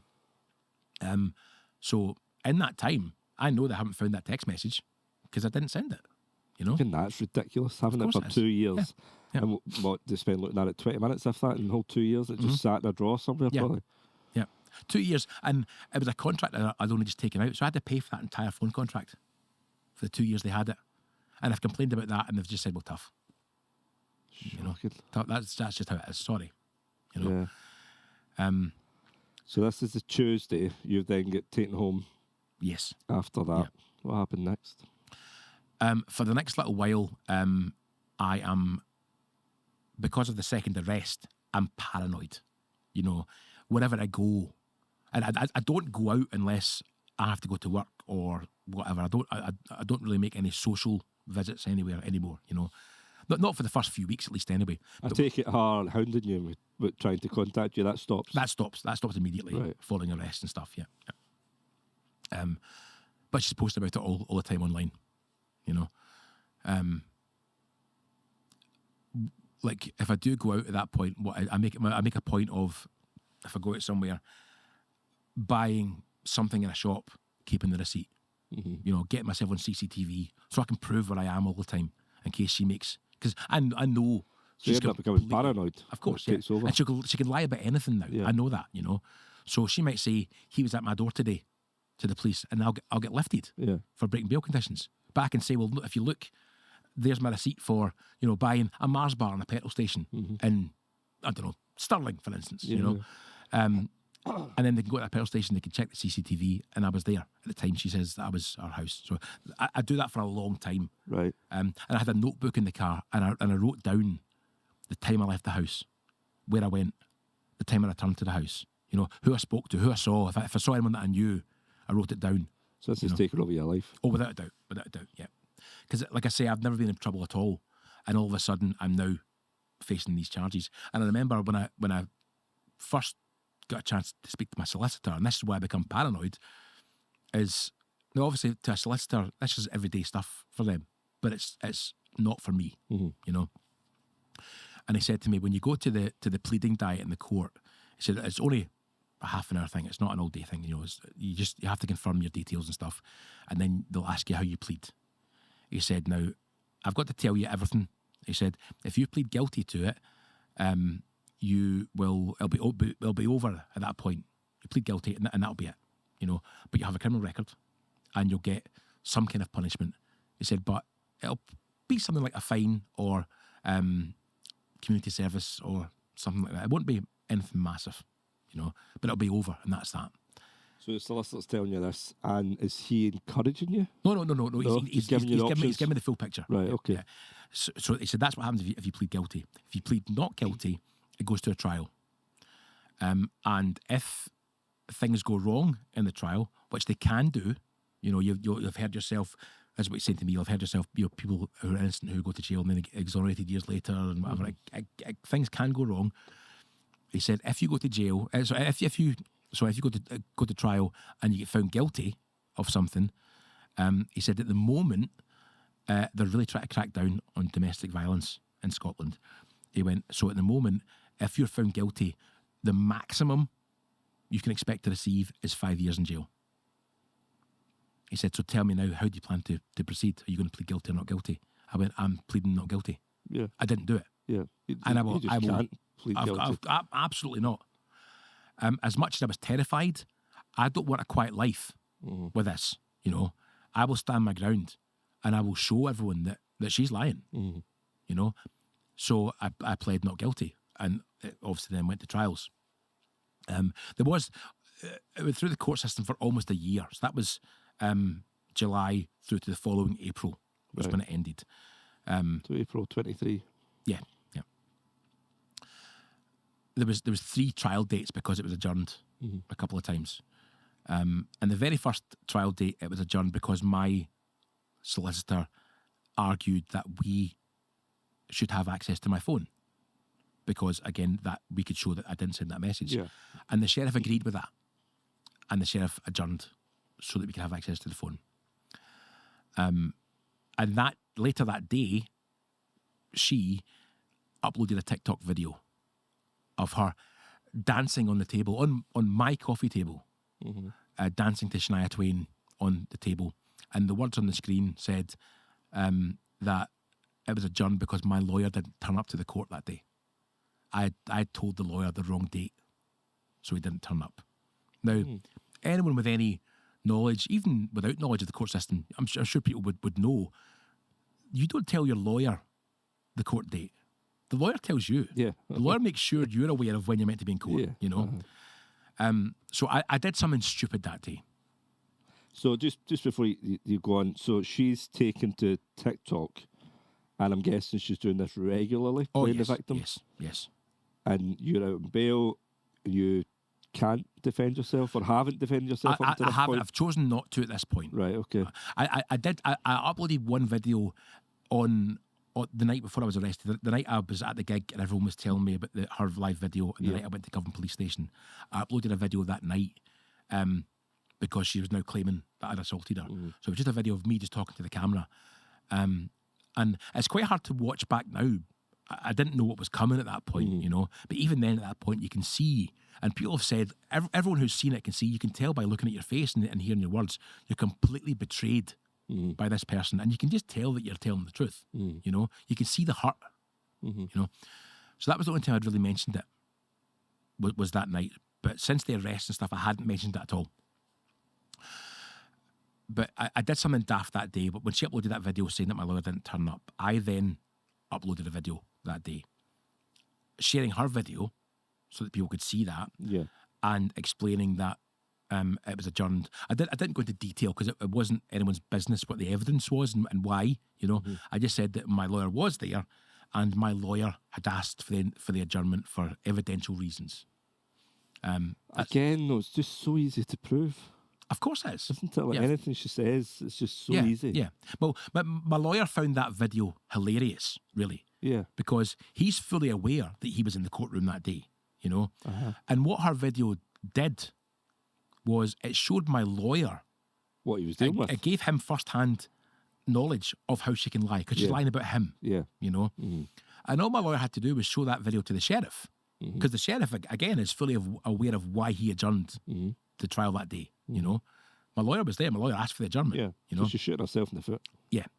However, like I say, I was a bit daft for uploading that video that day, and I know that, you know. But I was just so angry that day that I did it. And then the next thing I know, I now have a new bail condition added. She's went to the police and complained about me doing that video, and I have a new bail condition added where I can't talk about her publicly, or I'll be arrested. Wow. So from this point forward, she can post a video lying. Yes. Just making up stuff, lying about you. She can do that fine. You then do a video of her video. Telling the truth. And you get a bail condition put on you. You can't talk about this woman online. Yeah. And even, I'm sure, if she went to the police, I'm sure the police probably viewed that. And I'm sure privately they probably thought, well, he's telling the truth there, clearly. You know, your lawyer would be in court. But you've got to think, who is it that imposed that bail condition then? Was it the police? Who decided? Because they were wrong. You know, they should have just went, no, just ignore her. This woman's clearly batshit crazy. Well, I think is because they've accepted that original text message as evidence and they've charged me, they're then on her side. They're not going to listen to anything I've got to say, you know, because there are more things that happen that I know that they're just not interested in me now at all, you know. So yeah, I've now got this new bail condition where I can't talk about her, leaving her free to do what she wants on social media, and she does. She posts things all the time, claiming all this stuff. What month did this happen? When did this happen? The first trial date was September. So 22. September 22. Yeah. And then you're right through to April 23 with this bail condition. Yeah, I can't talk about it. Yeah. So there's a couple of things that happened in that time as well, which show the police weren't interested. So she sent a friend of hers a picture of my passport and my driving licence. Now, this friend who started to not believe her story and then came to me and said, look, I'm her friend, but I can see she's lying. Yeah. You know? Is this a friend you made up here? No, the friend was from Wales, actually. So I think they knew each other personally, like for a long time before all this happened. So this was a proper friend of hers? Yes, yeah. Who she was friends with before you even met her? Yes, yeah. But the friend obviously had looked at her videos and thought, I'm not so sure about all this stuff, you know, and came to me. But I was quite guarded in what I told the friend because I wasn't sure you know, naturally, if she was going back to her and Yeah, telling I, her stuff, you I know. don't blame you. I wouldn't trust anyone. But Had you met this friend in person? no, I've still never met her to this day. But, Right, but we now talk a lot on like WhatsApp and stuff because Right, okay. she had my back now for a long time, you know. And again, there's reasons for that. So Emily had sent this friend these pictures. So the friend had sent me the pictures and said, "Look, she's just sent me a picture of your passport and your driving license. Obviously, important documents, you know, which she had, you know, stolen from me essentially. Yeah. Because by this point, I forgot to mention this already. She had now moved back down to England again. Right, okay. So she gave the house up in Scotland, moved back to England, taking away all my furniture, all my everything else. Now, the day she put things outside, it was obviously stuff that she had no interest in, my clothes, my books, whatever. She kept all the things that she would want. Yeah, Yeah. you know, the stuff. And the two wee things, and I forgot again, that she put outside that day, two small things that mean nothing in real terms, but it shows how conniving she is. I had a plastic jar that I put all my change in all the time, right? And it was full. And when I say change, I don't just mean coppers. I mean, if I had any coins in my pocket when I come in, it all went in the jar. So it's pound coins, lots of them. You know, so there was a fair amount of money in it. That was outside, but empty. So that's just her saying, "I've taken your money." Yeah. You know. And on the bedroom wall, I had a big wall planner. You know, the kind of yearly planner things. Yeah. With all my gigs all written on it, right? That was outside as well, wiped clean. So again, you know, you don't know where You've you're, lost where track of your you're gigs working. and- You know, I'm just fortunate and I got into a habit because I get calls and messages about gigs all the time. I was in a habit of at least once a week taking a picture of the planner, so that if somebody phoned me, I could say, "Hang on," I could check. So I had a recent picture of the planner, so I knew where I was working, and that was fine. But that's just two wee things that show. Just how evil, like Yeah, just twisted and evil. And So back to the passport and driving license. I called the police that day after the friend sent me them, and the police came out and spoke to me, and the guy said, "Right, okay, I'll need to speak to my sergeant and see how we're going to deal with this." He went away, he then phoned me back and said, "Right, the sergeant has said we're not going to investigate it because as far as he's concerned, that picture could have been taken while she was still in Scotland and you were still together." Now, again, a little bit of investigation. Look at the metadata on the picture. find out when it was taken. Find out where and when it was taken. Yeah. You know. And you were saying you don't have them. Yes, you've taken them from me. Yeah. So the police refused to investigate the theft of my important identification documents. You know, and again, that's another point in my complaint to them just now. So that was one thing when I knew that they weren't interested in anything I had to say. Now, what do you think she sent them to the friend for? It was a gloating thing. It was, "Ha, you can't do anything without these."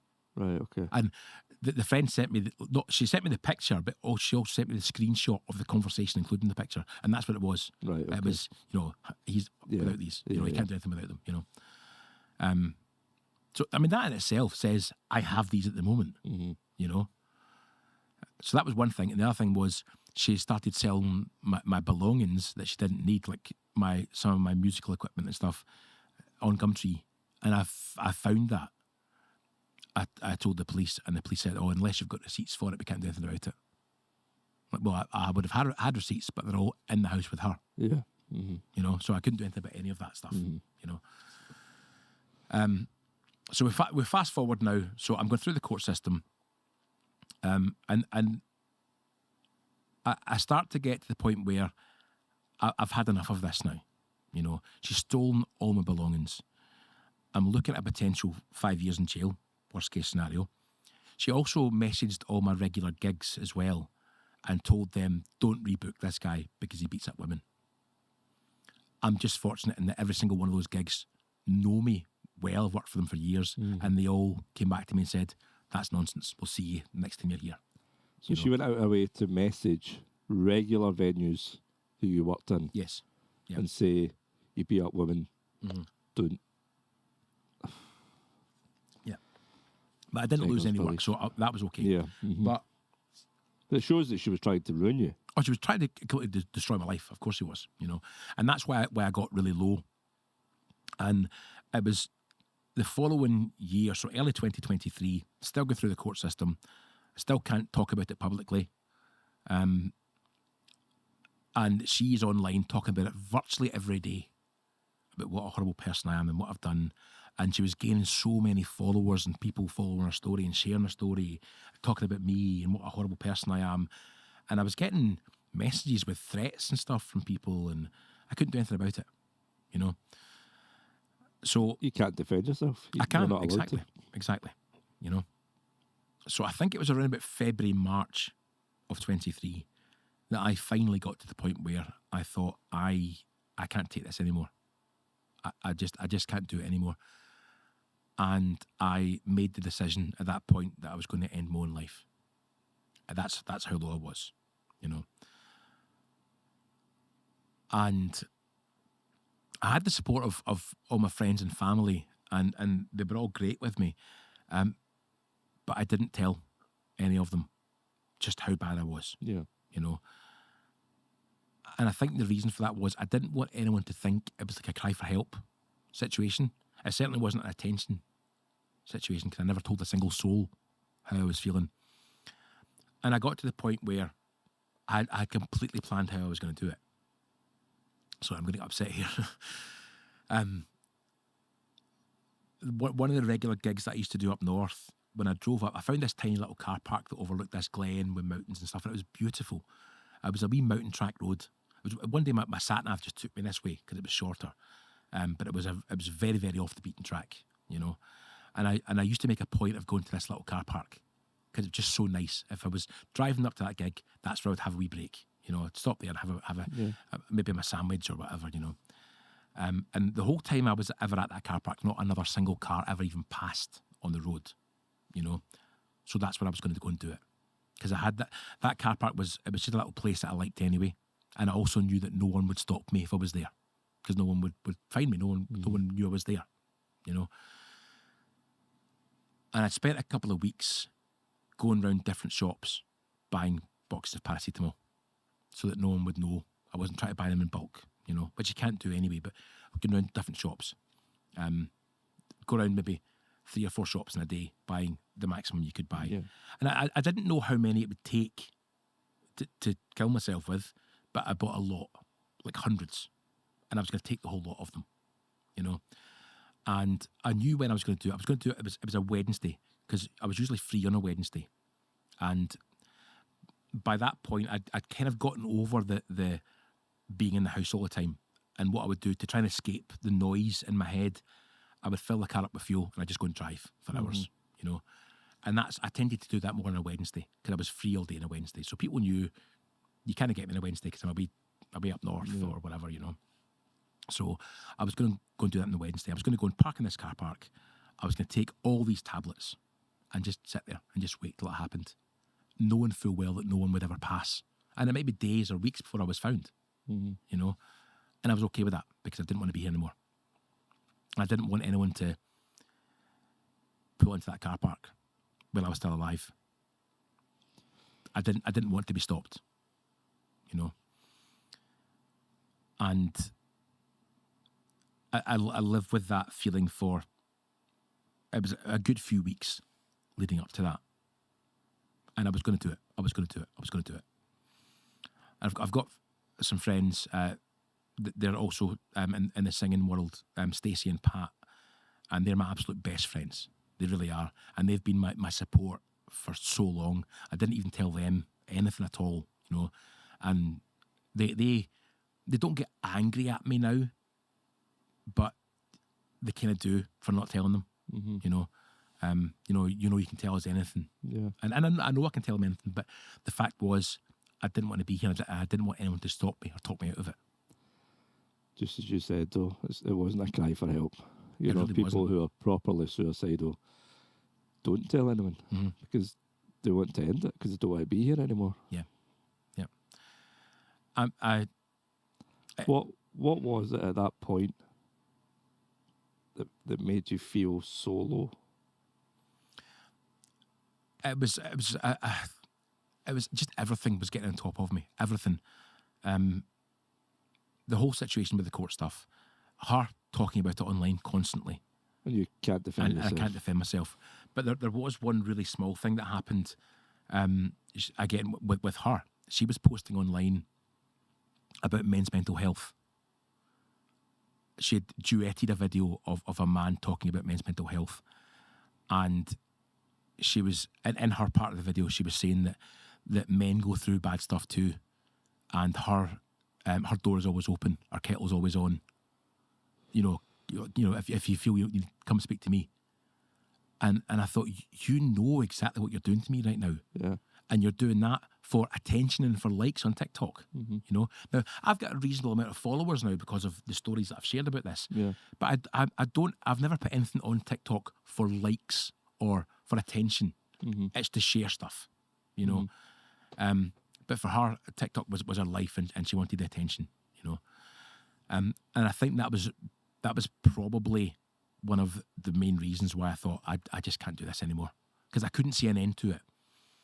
And thinking that you're going to get put behind bars. Exactly. For something that you But didn't do. I know that people go to jail all the time, and they haven't done anything wrong, and they get through the jail time and they come out and they're okay. You know, I wasn't scared of being in jail. It was more the I didn't want people to believe that I'd done something wrong, because I know I'm a good person. Yeah. I know I'll help anyone, and I have done. I'll if I can help anyone, I'll help them. I know I've done nothing wrong, and all of a sudden, the world is looking at this. Well, that's how I know the world wasn't, but it felt to me the world was looking at this, thinking you're a bad guy, and I know I've done nothing wrong. You know, so I just felt the easiest way out was to take my own life. You know. Can I ask, was your mum still alive at this point? She was, yeah. I couldn't even tell my mum. And I remember saying to my mum very early on in the court process, talking about it, and when we were looking at, my mum would look on TikTok as well, all these videos, and she was sickened by what people were saying, you know. And I said, Mum, there's only 2 people who know for sure what happened that day and that I didn't assault her, and that's me and her. She went, no, there's not, there's 3. She said, I'm your mammy, and I know you didn't do anything wrong. And she was right. I didn't do anything wrong, and I knew that she believed me, and she never got to see the end of all this. Yeah. You know. Sorry. But, yeah, she's my mammy, and she always had my back. You know. And I wish she was still here.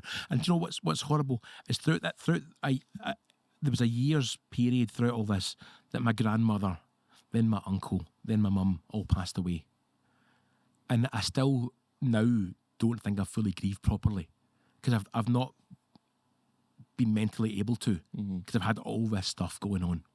I've not been mentally able to grieve, so I do get upset at these things. I've got a video on my phone. My poor wee gran, she ended up with dementia and ended up in a nursing home. And one day, me and my mum went to go and visit her.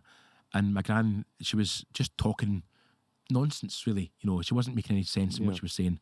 And my wee granddad was such a character. He passed away quite a long time ago now. And my gran had been alone ever since. And my granddad used to always sing to my granny. Right? And he would sing, "You are my sunshine." That was their wee song together, you know. And this day, we were just me and my mum in my gran's room in the care home place. And my gran was just talking. She was saying like numbers and stuff. Made no sense. And my mum started singing to her that wee song. And my gran started singing back. So I videoed it. Right? And then days after that, my gran passed away. And then months later, my mum passed away. And I've got that video on my phone. And I've never watched it.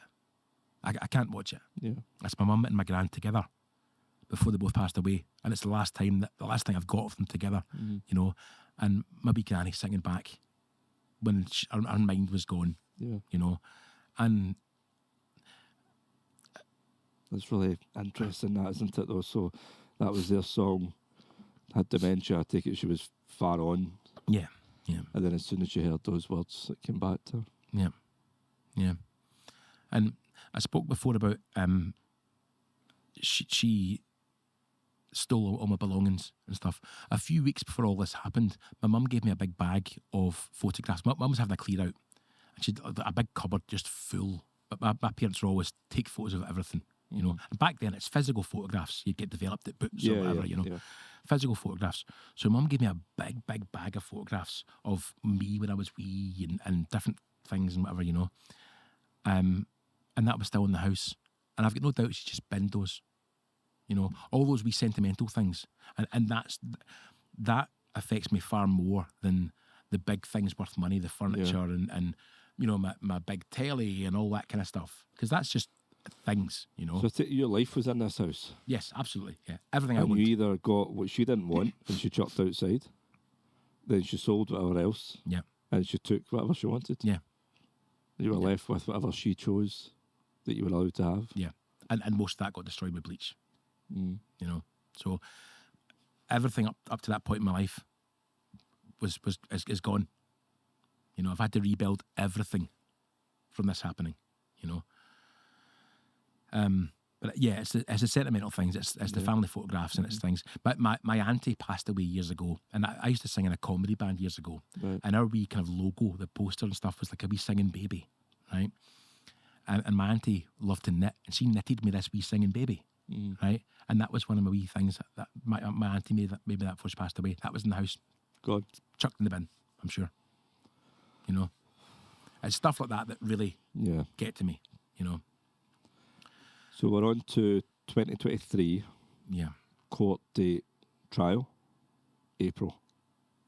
Yeah, what happened? Sorry, no, we're not. I've jumped ahead. We were at the part where you were going to take your own life. Yes. When was that? So that was February, March time. I don't remember exactly when, but February, March time. I'm curious to ask, very simple question. Why did you not? Well, it's a great question. A lot of people had said to me about Andy's Man Club leading up to this, you know, because I was talking about things, not publicly, obviously, but with friends and stuff, and people had said, have you heard of Andy's Man Club? And I didn't know anything about that at that point. And for those that don't know about Andy's Man Club, it's a group set up by a guy in England whose friend took his own life because he didn't feel he had anyone to talk to. So his friend has set up this group now. It runs every Monday night in towns all up and down the UK. And, you know, if whatever town you live in, there will be a group near you every Monday night. And Andy's Man Club is great. So you started attending? I didn't know anything about it at the time, you know. And this is how close I got to doing it. So I was still trying to pretend that I was okay to everyone. So I was still going to work, going about my business. And, you know, I'm an entertainer, you know. I'm first and foremost a singer, but I like to have like banter and stuff at my gigs, you know, and people say, oh, you should call yourself a comedian as well. I don't tell jokes, so I'm not a comedian. I just have a laugh with people, you know. So I'm still doing that, still to the best of my ability at that point. I'm still trying to make people laugh and stuff, all the while thinking, I'm going to kill myself this week, you know. And I got to the Sunday. I was doing a gig in a little town again in Fife actually, and this was my last gig.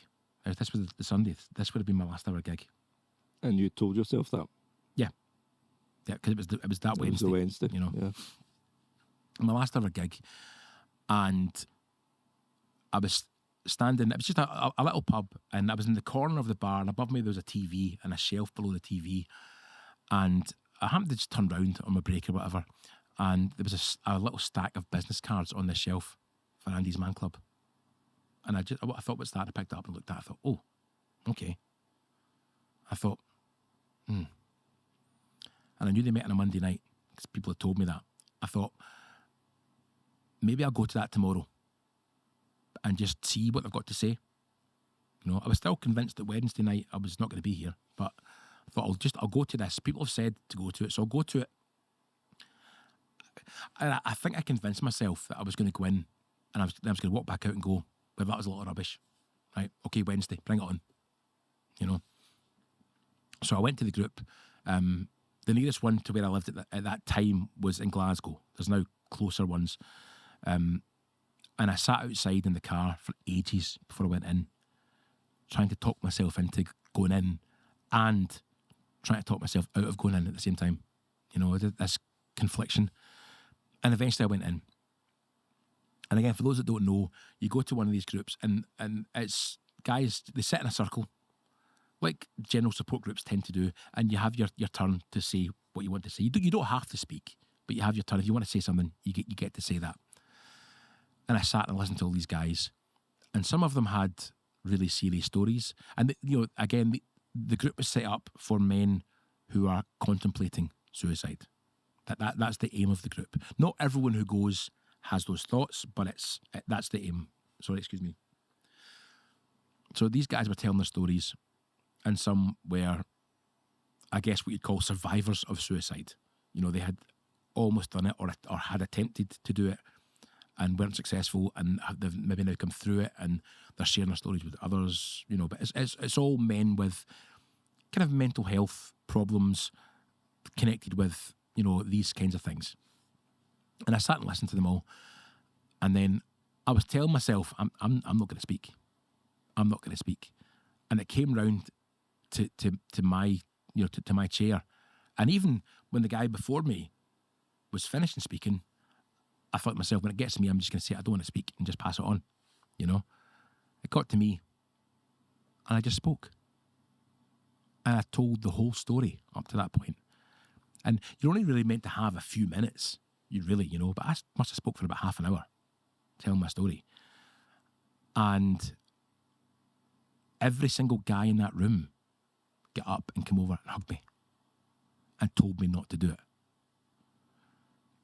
And for the first time, even though, I had all the support from family and friends, I hadn't told them what I was going to do, so they couldn't tell me not to do it, So for the first time, people, and it was strangers, people I didn't know, were saying to me, don't do it. See it through. Don't do it. See this whole thing through.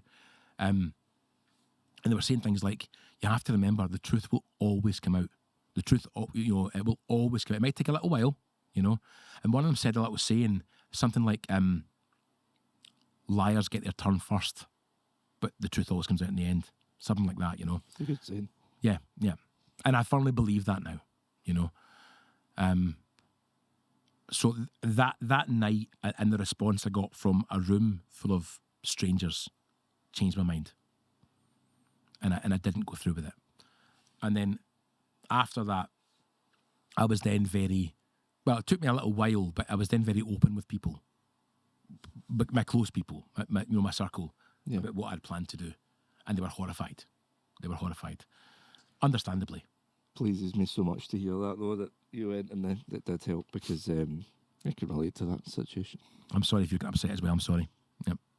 But that's what happens. A lot of times men can't speak out about things. And I've had this a lot as well. Now I've shared this story on social media since I've been able to.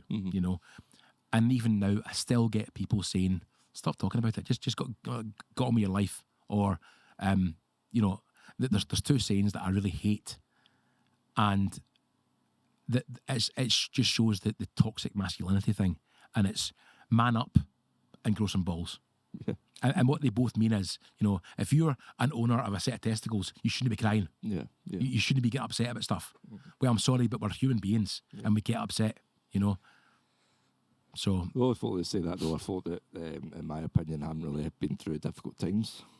Yeah, definitely. Yeah. So fast forward now to April of 2023. I was back in the court again, and I'd had 3 trial dates by this point, but it had been adjourned 3 times. The first time was to get the phone. What was the other 2 times? The second time, they ran out of time that day in the court, and the third time was back to, we haven't got the phone yet. For God's sake. We still want the phone, And actually, that day in the court, the sheriff that day, it was a female sheriff that day, and she was horrified that we hadn't got the phone yet. Right. And she essentially ripped the PF to shreds in front of us. The PF was a woman as well, a much younger woman who really didn't know what she was doing. The sheriff was asking her questions, and she's, I don't know. She's looking through paperwork. I don't know. I'm not sure. And that's familiar. Yeah. And when my lawyer said about the phone, we haven't got the phone back yet, the sheriff turned to the PF and said, and where is the phone? And she said, I don't know. She's flicking through. It's at Irvine Police Office. And the sheriff said, well, I'm adjourning this case today. I suggest you make plans to get the phone back to them. You know, so it was adjourned at that point again. And then there was another trial date set after that. I can't remember what the date of that was. But the 20th of April was the next intermediate date. So again, for those that don't know, an intermediate date is held before a trial date where everyone confirms if they're ready to go ahead and things like that. So I was in court for that day.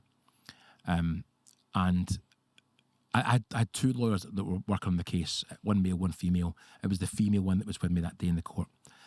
And the court session was just about to start. And she came over and said, just wait here. I know the PF that's in the building today. I'm going to go and speak to them. Just wait here. Don't go in the courtroom. Just wait here. Right, okay. So I waited outside in like the foyer of the court, and everyone else went inside. I was just there by myself because it wasn't a trial day. It was just intermediate. You know, nothing was happening that day. So I had a lot of supports came with me for the trial days, but I'd just do that myself because nobody was required to be there. So I'm sitting in the foyer of the court myself, and 5 minutes passes, and the lawyer comes back, and she said to me, right, I've spoken to the PF. I've showed the PF just a little bit of the evidence that we've got, and they're dropping the case. Your case is dropped. It's over. That's it. As of now, it's over. What was your reaction? I was like, oof.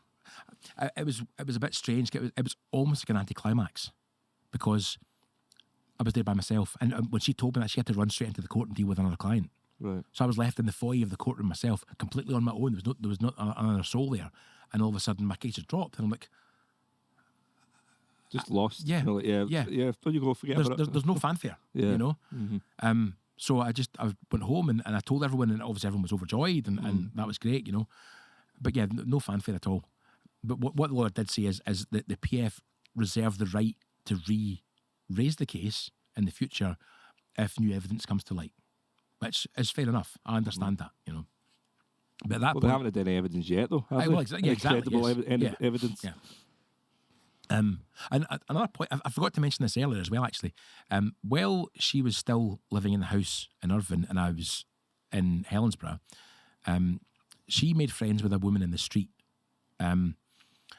And they were quite good friends. And I guess the woman believed her story, and that's fine. You know, I understand that. And then they had a small argument one day over to something superficial. No, the argument wasn't superficial, but the reasons for it. So 2 weeks after I was first arrested, my ex-partner moved her new boyfriend into the house.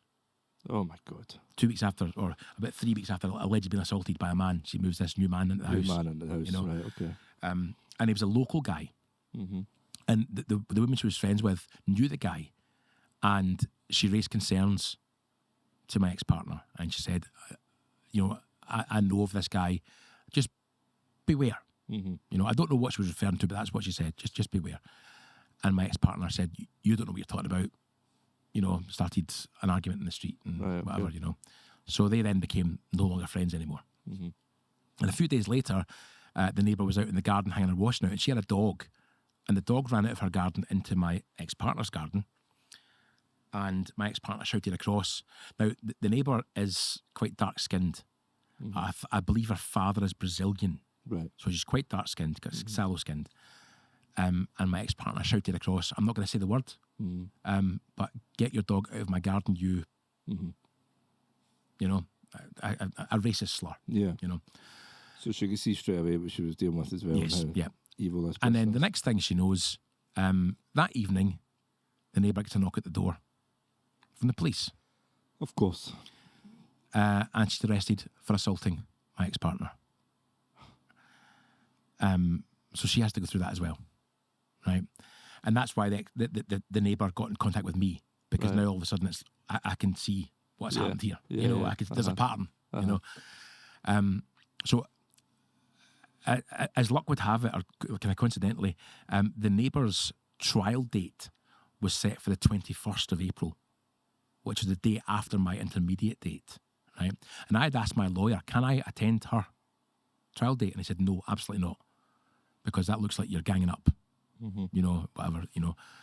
And so when my case was dropped on the 20th, I said to the lawyer that day, can I attend that trial tomorrow? She went, of course you can. you're a free man. You can do what you want. Yeah. So I went to that trial the following day. Right. Now, she did admit having the argument in the street. So she then technically admitted to breach of the peace. So she was found guilty of breach of the peace, but she was found not guilty of any assaults. So that was what happened at that point. So I just mentioned that because that's around about the time that my case was dropped. So when did the neighbour, the pal, reach out to you then? When did you first hear about this? Quite early on. Within, obviously, they fell out round about the second week of August when the new boyfriend was moved in. Uh-huh.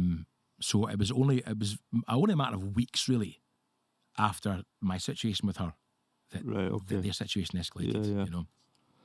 So then the new boyfriend moved in. When did she move back down south? Right, so that was middle of August. He moves in, and they went down south for Christmas.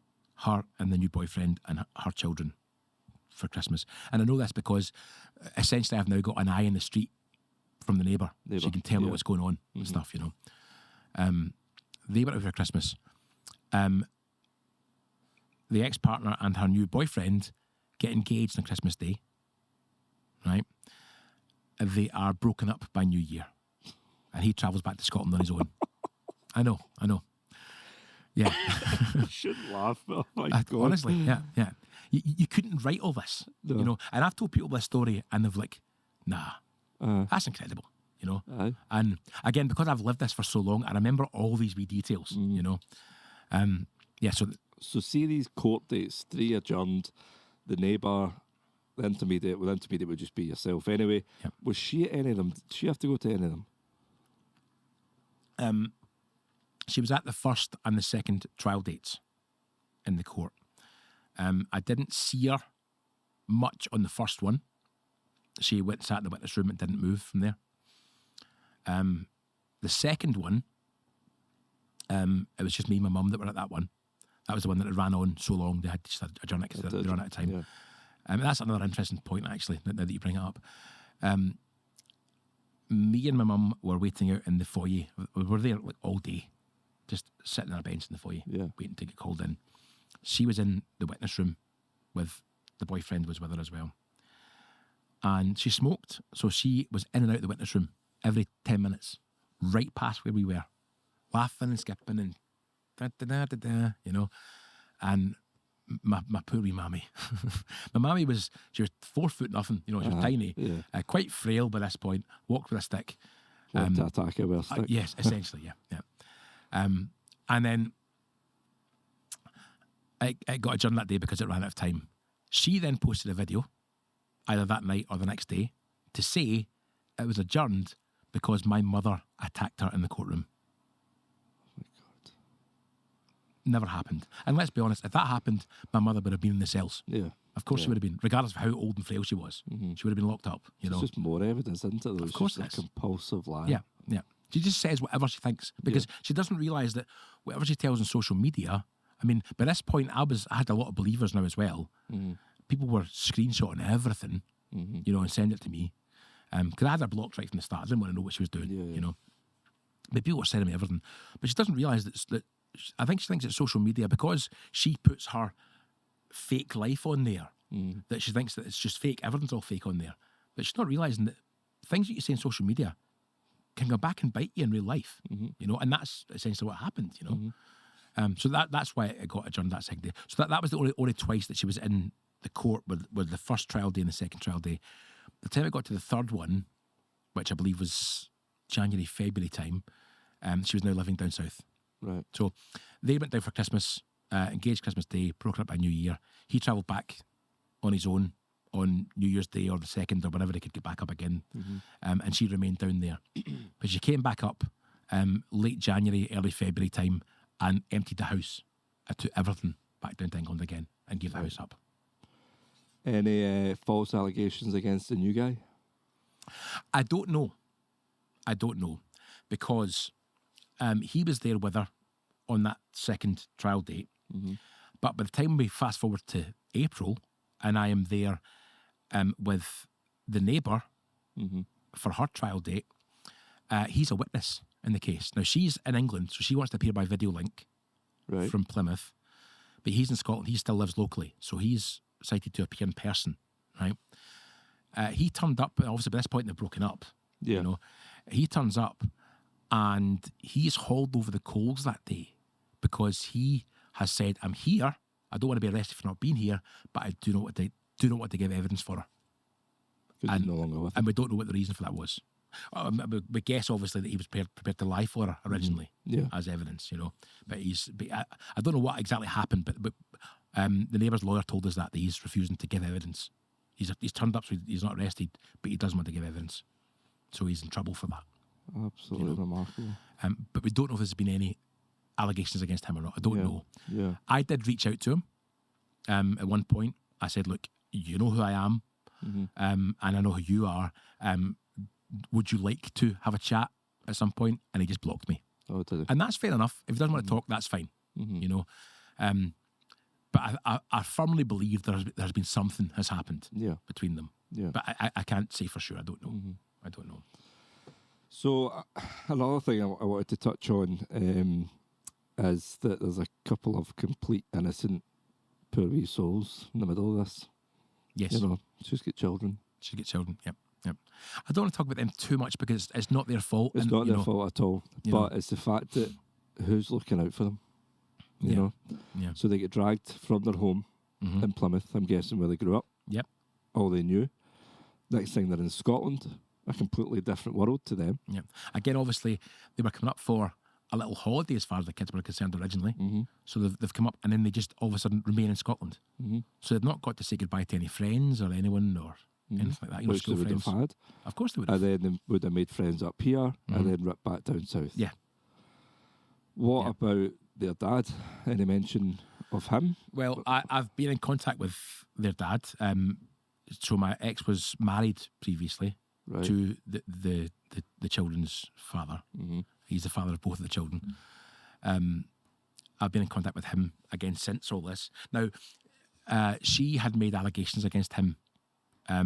She did a live video at one point where she made allegations that he had spent time in prison for something to do with the children. I don't know what it was, but that's what she said. I later find out that's absolute nonsense. I was about to say, as soon as you hear anything she's saying, you just question it, don't you? No matter what it is. Well, she said that he is now completely barred from seeing the children. Right. But he showed me a picture, or I can't remember if he showed me or his partner showed me. I can't remember, but someone showed me a picture of the children with him, and the children are the same age as they were when I met her. So that picture was only taken, within maybe 6 months to maybe a year prior to us meeting. Right, okay. But she said that she's not been with him for years, and he's done time in jail. So if anything's happened, So it's it's just been a another long lie. time ago. Of course it is. Yeah. So you reached out to him. So have you spoken to him? I spoke to him, yes. Yeah. And how did that conversation go? Very well, actually. He didn't want to be directly involved in anything, but he wrote me a big, long statement on things that happened in their life. The fact that at no point when they were together did she ever have cancer, because she claimed to me she had previously had cancer, while she was married. At no point did she have cancer when they were together. He also told me a story of, I think he said his sister-in-law, my ex-partner had got her in trouble at one point, and her evidence was a fake text message. And they found out that she'd sent it to herself from a spare SIM. So she's well aware you can do this, and that's now what she does. That's her thing. Modus operandi. Yes, exactly.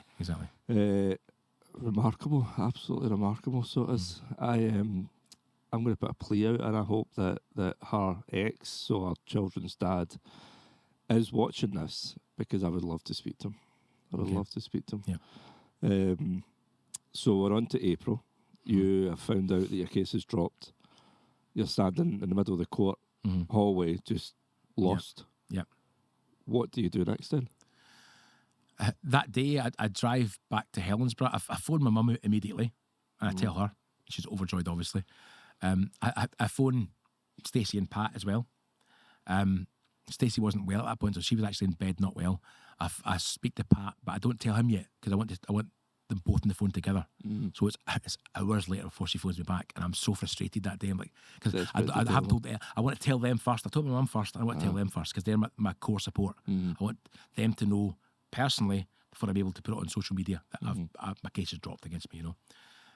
So eventually she phones me back, and I tell them, and I can hear them in the background doing cartwheels practically for me. You know. So I can now talk about it as well. You know. Which I do. I start talking about it now because I'm legally able to do so. Yeah. You know. And at that point, her social media was all public because she was talking about all this stuff. From that point onwards, it went private because I'm now talking about it, and she knows that she's found out essentially. You know. There's nothing she can do to stop you. Exactly. Yeah. Exactly. I was then approached by a TV company. They were doing a German TV company. Arta, which I believe is kind of like their equivalent of the BBC. It's their kind of national TV station. Right, okay.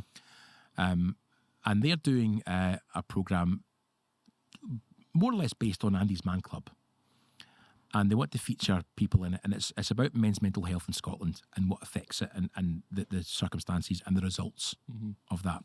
And obviously we know the results of that is often suicide, you know. And again, that's what it ties in with Andy's Man Club. So they wanted to feature people in this documentary, and they approached me as essentially as a survivor of suicide at this point. And would I like to take part? And I said, of course I will. Absolutely. I'd love the chance to share the story. So I start telling people that I'm doing this. You know, I put it on my own Facebook. I don't really publicly push it out there yet. I will once the documentary's out, but at the moment I tell people and stuff. But if news travels, and it filters. And I guess she then finds out that I'm doing this. You're doing this documentary. Because the next thing I know, I get an email from a court in Plymouth, and she has now tried to take out a non-molestation order against me. Of course. And for the people who don't know what that is, it's a court order, and the basic wording of these things is: do not approach the person, don't be violent towards them, don't contact them, don't be near where you think they're going to be, you know, for people's safety. And that's fine, I understand that, you know. At no point had I ever approached her or contacted her since before I was arrested in July 2022, you know. I hadn't contacted her whatsoever. But she was very clever in what she'd done. She asked to have added to that order to also not talk about her publicly, whether social media or media of any kind, including television and print media. So therefore, effectively blocking me from doing the documentary and discussing the case publicly. Yeah. You know. But what she'd done was she'd filled out the order online, and in that order, in that application, there was lots of questions, and she's filled out their answers to it all, but full of more lies, obviously. Right. And she's ticked the box. The box said roughly something like, tick this box if you don't wish the other party to know about the application until it's granted. So and she's of course ticked you ticked it. thinking I'm not going to find out about this until it's in place. Yeah. So that then gives her carte blanche to say whatever she wants, because I'm never going to find out about this until it's too late. So she thinks. So she said so many more lies in this thing, you know. And the very last thing, as it always is in these things, was a box she ticked to say that everything you say in this thing is true, you know. And if it's found to not be true, you can be held in contempt of court and dealt with, you know. But for some reason, the court sent me this anyway.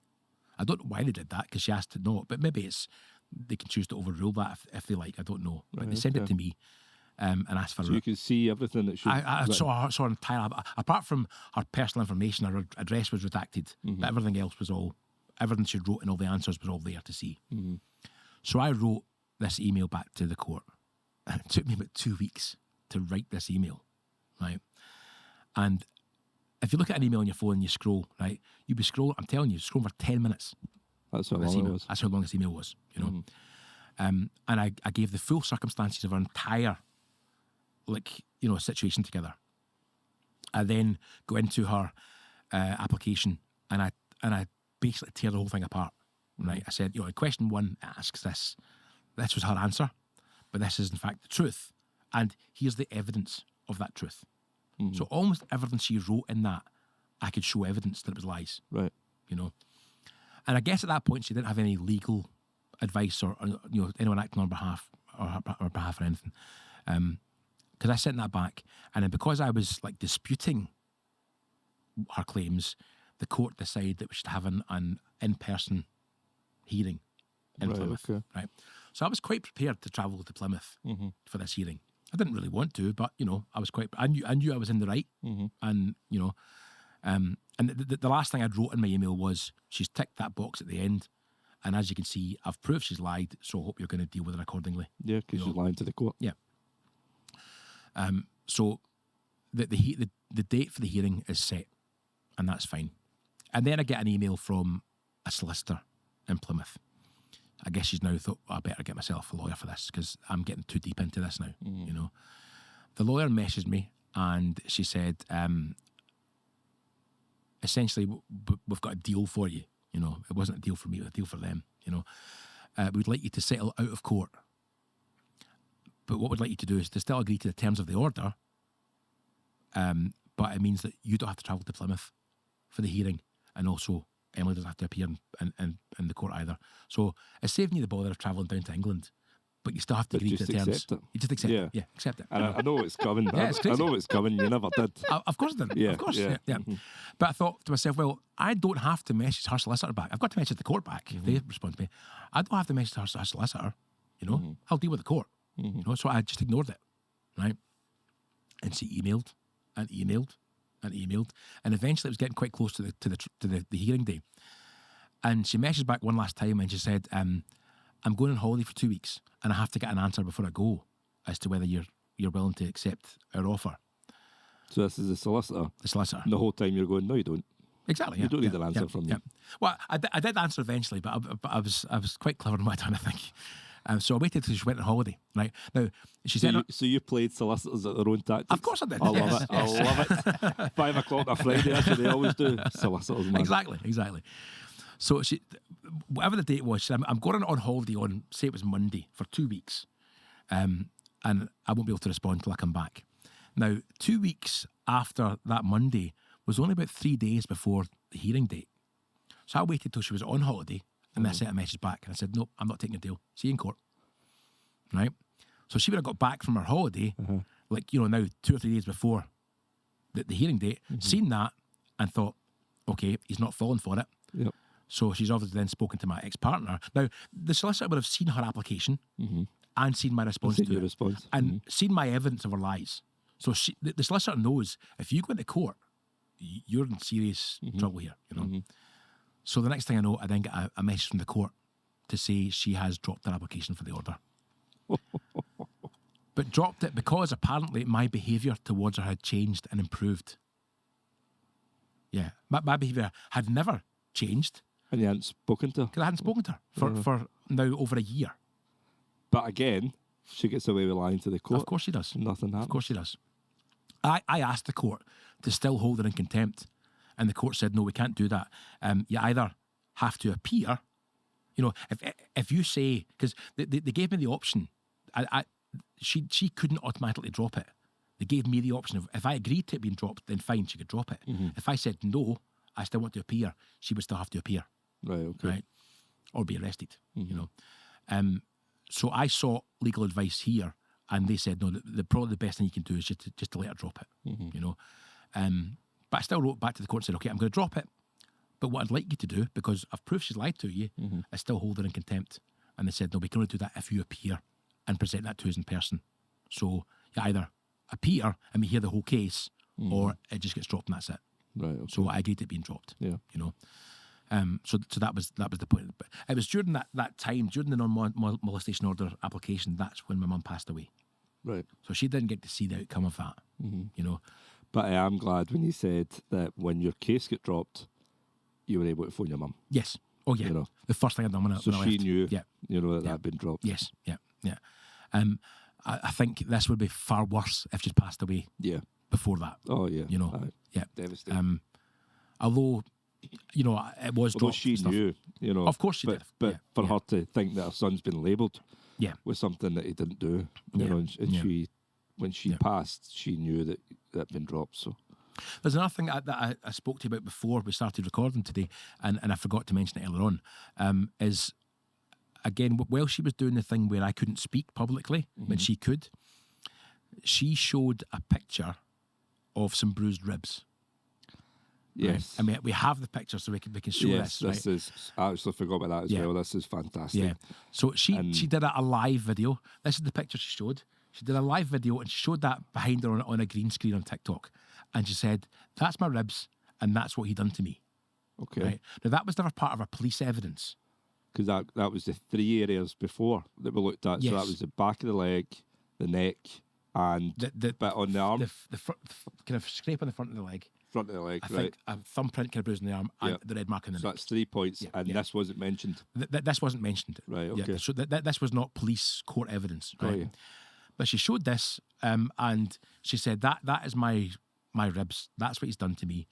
And again, people were messaging me. You have to watch this live. So I unblocked her, and I was watching the live, and I was horrified because people were in the comments. "Oh my God, Yeah. he's a horrible, horrible person." Yeah. And whatever, you know. Taking her side. Have you got the other one there, Michael? Well, what I'd done was I seen the picture and I went and I Googled for it and I found the original picture. Right? This is the point. It's just Yes. It's So absolutely bear in mind brilliant. that this was 2022. This was about August, September 2022. She showed this picture on TikTok and said that was her and I'd done it to her that same year. So when I Googled for it, I done a Google image reverse search and you can see this picture appears online from at least July 2017. So that proves that was not her. Yeah. It proves that she's just Googled for a picture She's of actually bruises. on looking for a picture of a woman's ribs with bruises. Yes, yes. And you can prove that it was Yeah. online on Yeah. July 16th, 2017. Yeah. And if you even now, if you go into Google and you Google bruised woman's ribs, you'll find that picture yourself. Yeah. It's still there, you know. And it turns out it's not even real bruises. It's actually a makeup photo shoot. Right. And it was from a guy in New York. That's where the pictures originated from, and it was a makeup photo shoot.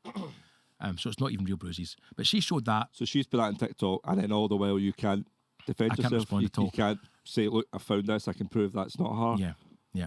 But what did happen that day that was really interesting was somebody else had seen this live, somebody who knew my ex already and had had dealings with her in the past. I didn't know about this at the time, but I found it after. He was looking at it and he thought, she's showing the picture, but there's no real evidence other than a picture. So he then Googled for bruised women's ribs and found that picture and found the same date as you can see there. So he came into her comments while she was still doing the live Right. and said, "You're talking nonsense. That's a picture from Google." And she kept claiming, "No, it's not. You don't know what you're talking about." So he then went off, and he'd far more followers. This guy's got a lot of followers on TikTok. Right. He then went on and done his own live and showed this picture and showed her saying that was me and whatever else and completely called her out on it. So that point was the start of people saying, Start to maybe question she's her. telling lies. Yeah. You know? Yeah. But interestingly, she then came into the comments. Now, I was watching his live, right? She came into the comments, right? And seen that I was there and then said, "The police are on their way to my house because I've now broken bail conditions by being in that live." Because that's me contacting her. I was in the live first and she came in. Yeah. you know? Yeah. I bet it's someone else's. Yeah, you know. exactly. It's nothing to do with her, Yeah. essentially. But she was in the comments, originally commenting from one of her fake accounts, which she has many of, right? And then he kept saying, "Why did you come in under your own account so we know it's you? You know, come in and talk to us about that picture." Yeah. Tell us. And that. eventually she did. She came into the comments under her own account and kept saying, "That is me. You don't know what you're talking about." And then he said, "Why don't you come in the box?" Now, if people don't use TikToks, what that's called is if someone's live, you can come into the box on TikTok, and that means you can be live on your camera Join if you in choose on to. the live. And yeah, Yeah. so you're both like live together. And she did. She came into the box and she was maintaining that was her. And the worst thing about that is she had her children. She was in the car at that point. She obviously kind of pulled over. She had her children in the back seat of the car, and she said to her children, "Tell everyone that is mummy," and they did. You know, because they're going to say what their mum tells them. Yeah, because You know. aye. But she got called out. She got called out in many more lies on that live, actually. It was another woman came in and asked her, "Do you remember me?" And she's like, "I don't know who you are." And apparently they worked together at Butlins years before. And my ex had told lies about her as well. And this was the first time this woman had seen my It ex. starts to unfold. Yeah, There's a there's- lot of victims in. I've now had, I couldn't even count now, actually, how many people have came forward to me with either the same story or similar stories of my ex-partner. And a lot of these people aren't connected at all. Mm-hmm. So they're not colluded. Yeah. You know, this person's came to me and told this story, and that person's came and told virtually the same story. Yep. It's happened to both of them, Mm-hmm. you know, and it's her. What age is this woman now? She's a good bit younger than me. So that the screenshot of the text message, she mentions age in that. I think she said she was 31, I think, in that. I think. Pretty sure that's what it says. She's in her 30s then now. Yes. Yeah. So it's like mid-30s. Mm-hmm. Yeah. So I'm a good bit old. Yeah, there we go. Yeah. So this is 3 years ago. I was 46. She was 31. So there was a big age gap, and I admit that. So she would now be 34, 35. I'm 49 now. She's quite the history though for being just in her 30s, isn't she? Yeah. I failed marriage behind her, and now lying about the ex-husband. Several ex-boyfriends who have come forward to me as well. And then these people come forward and they're all saying the same thing. Yep. They're not all wrong. Of course they're not. Of course they're not. Yeah. So there was another story actually we touched on before we started recording. Water pistols. Yes. So the day that I went to the house to collect my belongings, she'd sent a picture of them to begin with, and they were fine. When I got there with my mum and my sister, with the van, everything was all bleached. Clothes, books and stuff all bleached. And she said to the police, I don't know, they were fine when I put them outside. Mm-hmm. And I had to accept that. Later, I then found out from 3 separate sources. And when I say separate, I mean sources who don't know each other at all. Right. But because my ex loved the attention, she contacted various people that she knew that I knew, you know, and told them things, you know, he's a horrible person and whatever else. And, you know, they were all like, yeah, okay, whatever, you know. But most of them let her talk to see what she was going to say, you know. So 3 separate sources have told me now that apparently she gave her children, who were 5 and 9 at the time, water pistols filled with bleach and got them to do it. That's how my clothes and my belongings all got bleached. She gave her children, 5 and 9, bleach. And they just thought it was a game. Yeah. Of course they just did, you keep know. giving water pistols, going have fun. Yeah. You know. And I've got a video of that day of when we went to collect my stuff. My sister took a quick video, and you can see the things are lying about in bleach and things. And in the background of the video, you can hear like an air horn. You know, the horns you squeeze, and it's the big loud noise. Yeah. Mm-hmm. I didn't even hear the air horn at the time. I'm just so much stress going on in my head. Mm-hmm. But it wasn't until we watched the video later on, and I heard it. I thought, I wonder what that is. And then it wasn't until later on again when I then had contact from the neighbour, who she also accused of assault. She said, now without me telling the neighbour, she said, "Oh, remember that day that you came to collect your stuff?" Because the neighbour was in the house with her that day, because they were still friends at that point, you know, believing that I'd done these horrible things. She said, remember that day you came to get your belongings, they were all covered in bleach? She was out the front of the house, dancing, there's a kind of area of grass at the front, dancing about that area of grass, blowing an air horn and laughing and joking and carrying on. If you've just been assaulted by somebody prior to that, you don't dance about in the street blowing an air horn, you know, and you don't move a new partner in a couple of weeks later either. She seems, I don't know the best way to put it. Unhinged. Just unhinged. Yes. Yeah. Yeah, just absolute fruitless. Yeah. I firmly believe that she's got a condition that's called, I can't remember the name of the condition now. It's slipped my mind. It's what used to be called Munchausen syndrome. Munchausen syndrome, yeah. Sorry, it's called factitious disorder imposed on self. Used to be called Munchausen syndrome.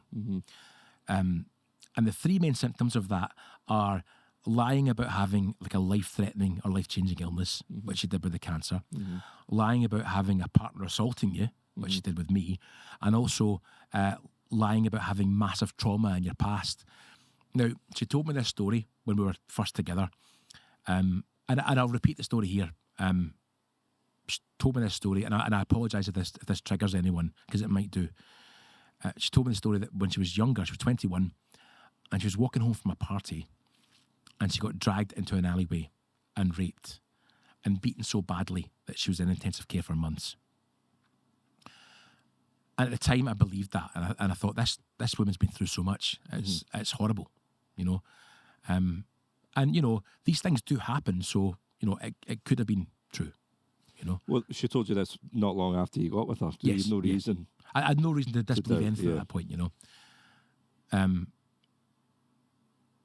then I later find out from when I started talking to the ex-husband, he confirmed that he met her when she was 21, not long turned 21, and at no point was she ever in hospital or had any concerns of anything like that of that nature at all. You know, and I then find out again from that this is the friend with the passport thing.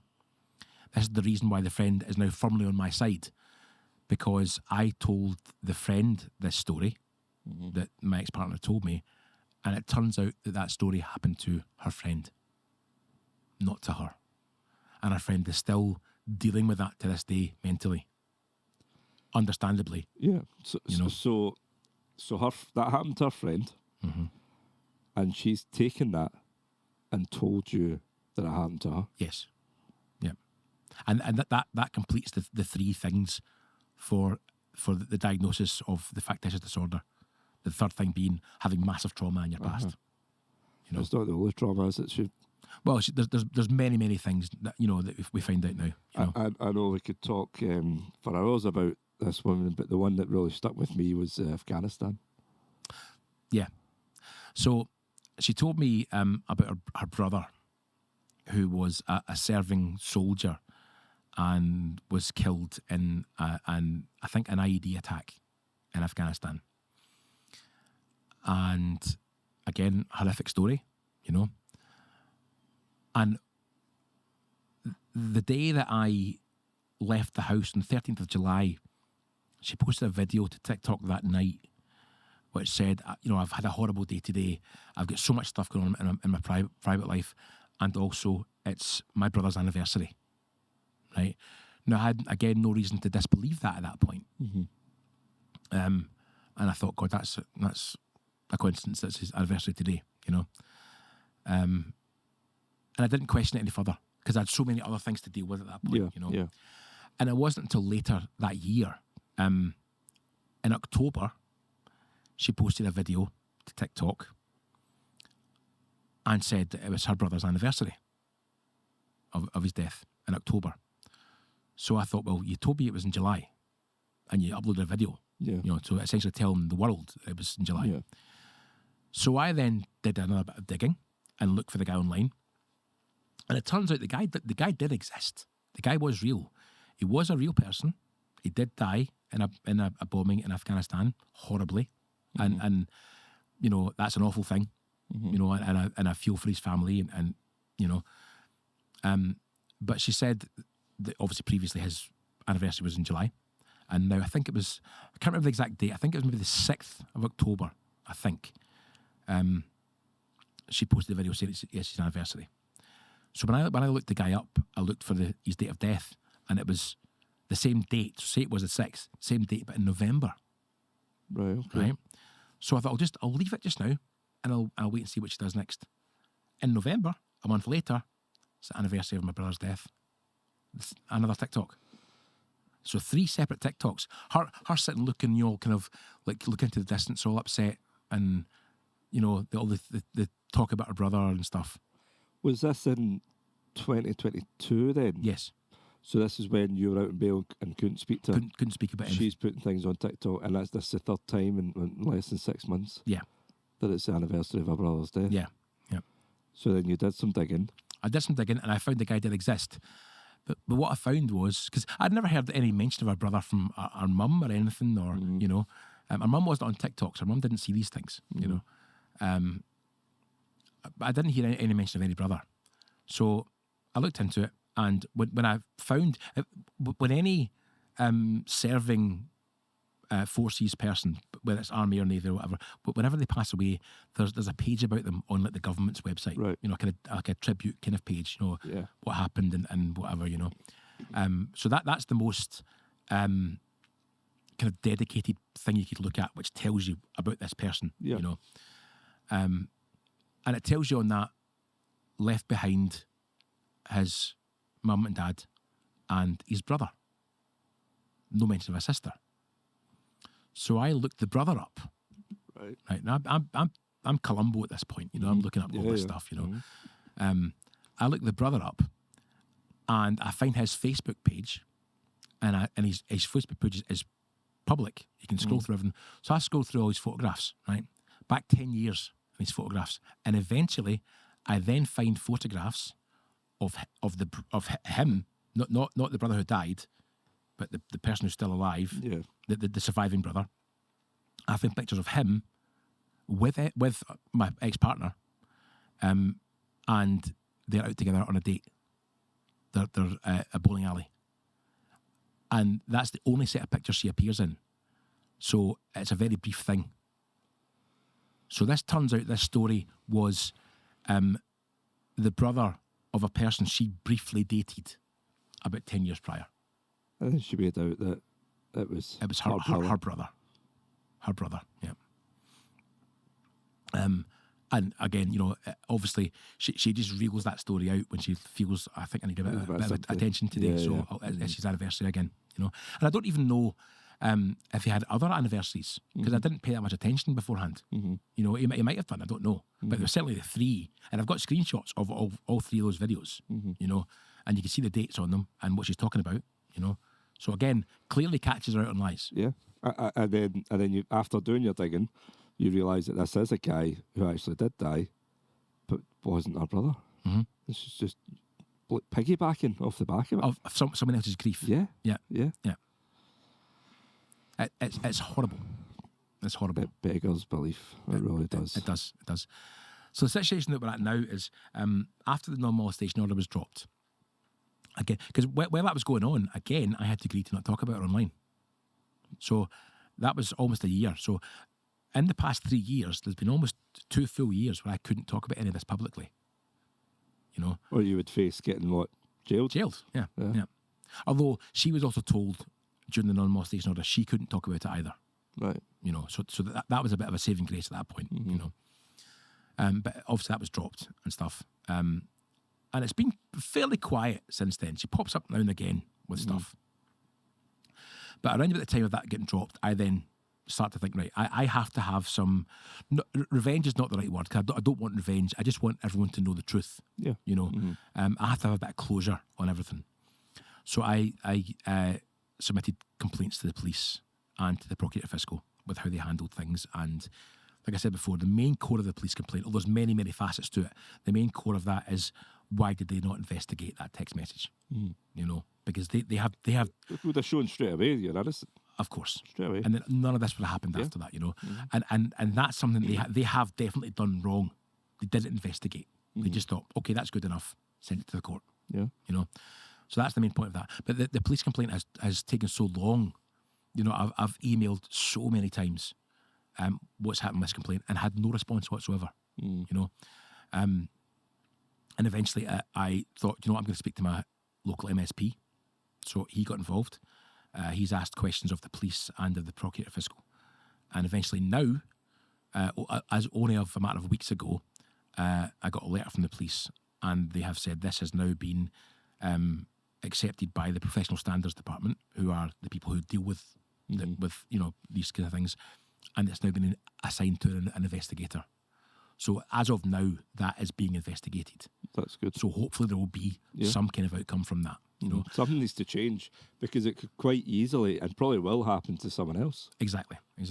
I'm also, just when you're saying that, I'm also pushing for a law change, and I hope I can get support from that. And what I want that to be is, if there's ever any screenshot evidence is given to the police, that it must be supported by either police investigation or metadata to show where and when and how that image originated. You know, that's important. Like I said before, that the images of the injuries, the metadata would show, I'm convinced, would show that they were not taken at the time it was meant to have happened. So therefore, and the police are quick to say to you that we'll find it even if you deleted it. And you go, fine, crack on. Yeah. You know, but then when it comes to her submitting evidence, oh no, we don't need to look any further into that. We'll just accept it. Exactly. Yeah. And again, this is why it's important. This is why things like your organisation can into play, Andy's Man Club. You know, and I've said this many times. I know men can do horrible things to women. Mm-hmm. We know that. We all know that. But women can do horrible things to men as well. You know, 100%. And men don't get the support that women get. And it's always the case where if a woman says that man done that bad thing to me, they're always believed. Yeah. You know, and women don't get punished when they get found out to be lying. Exactly.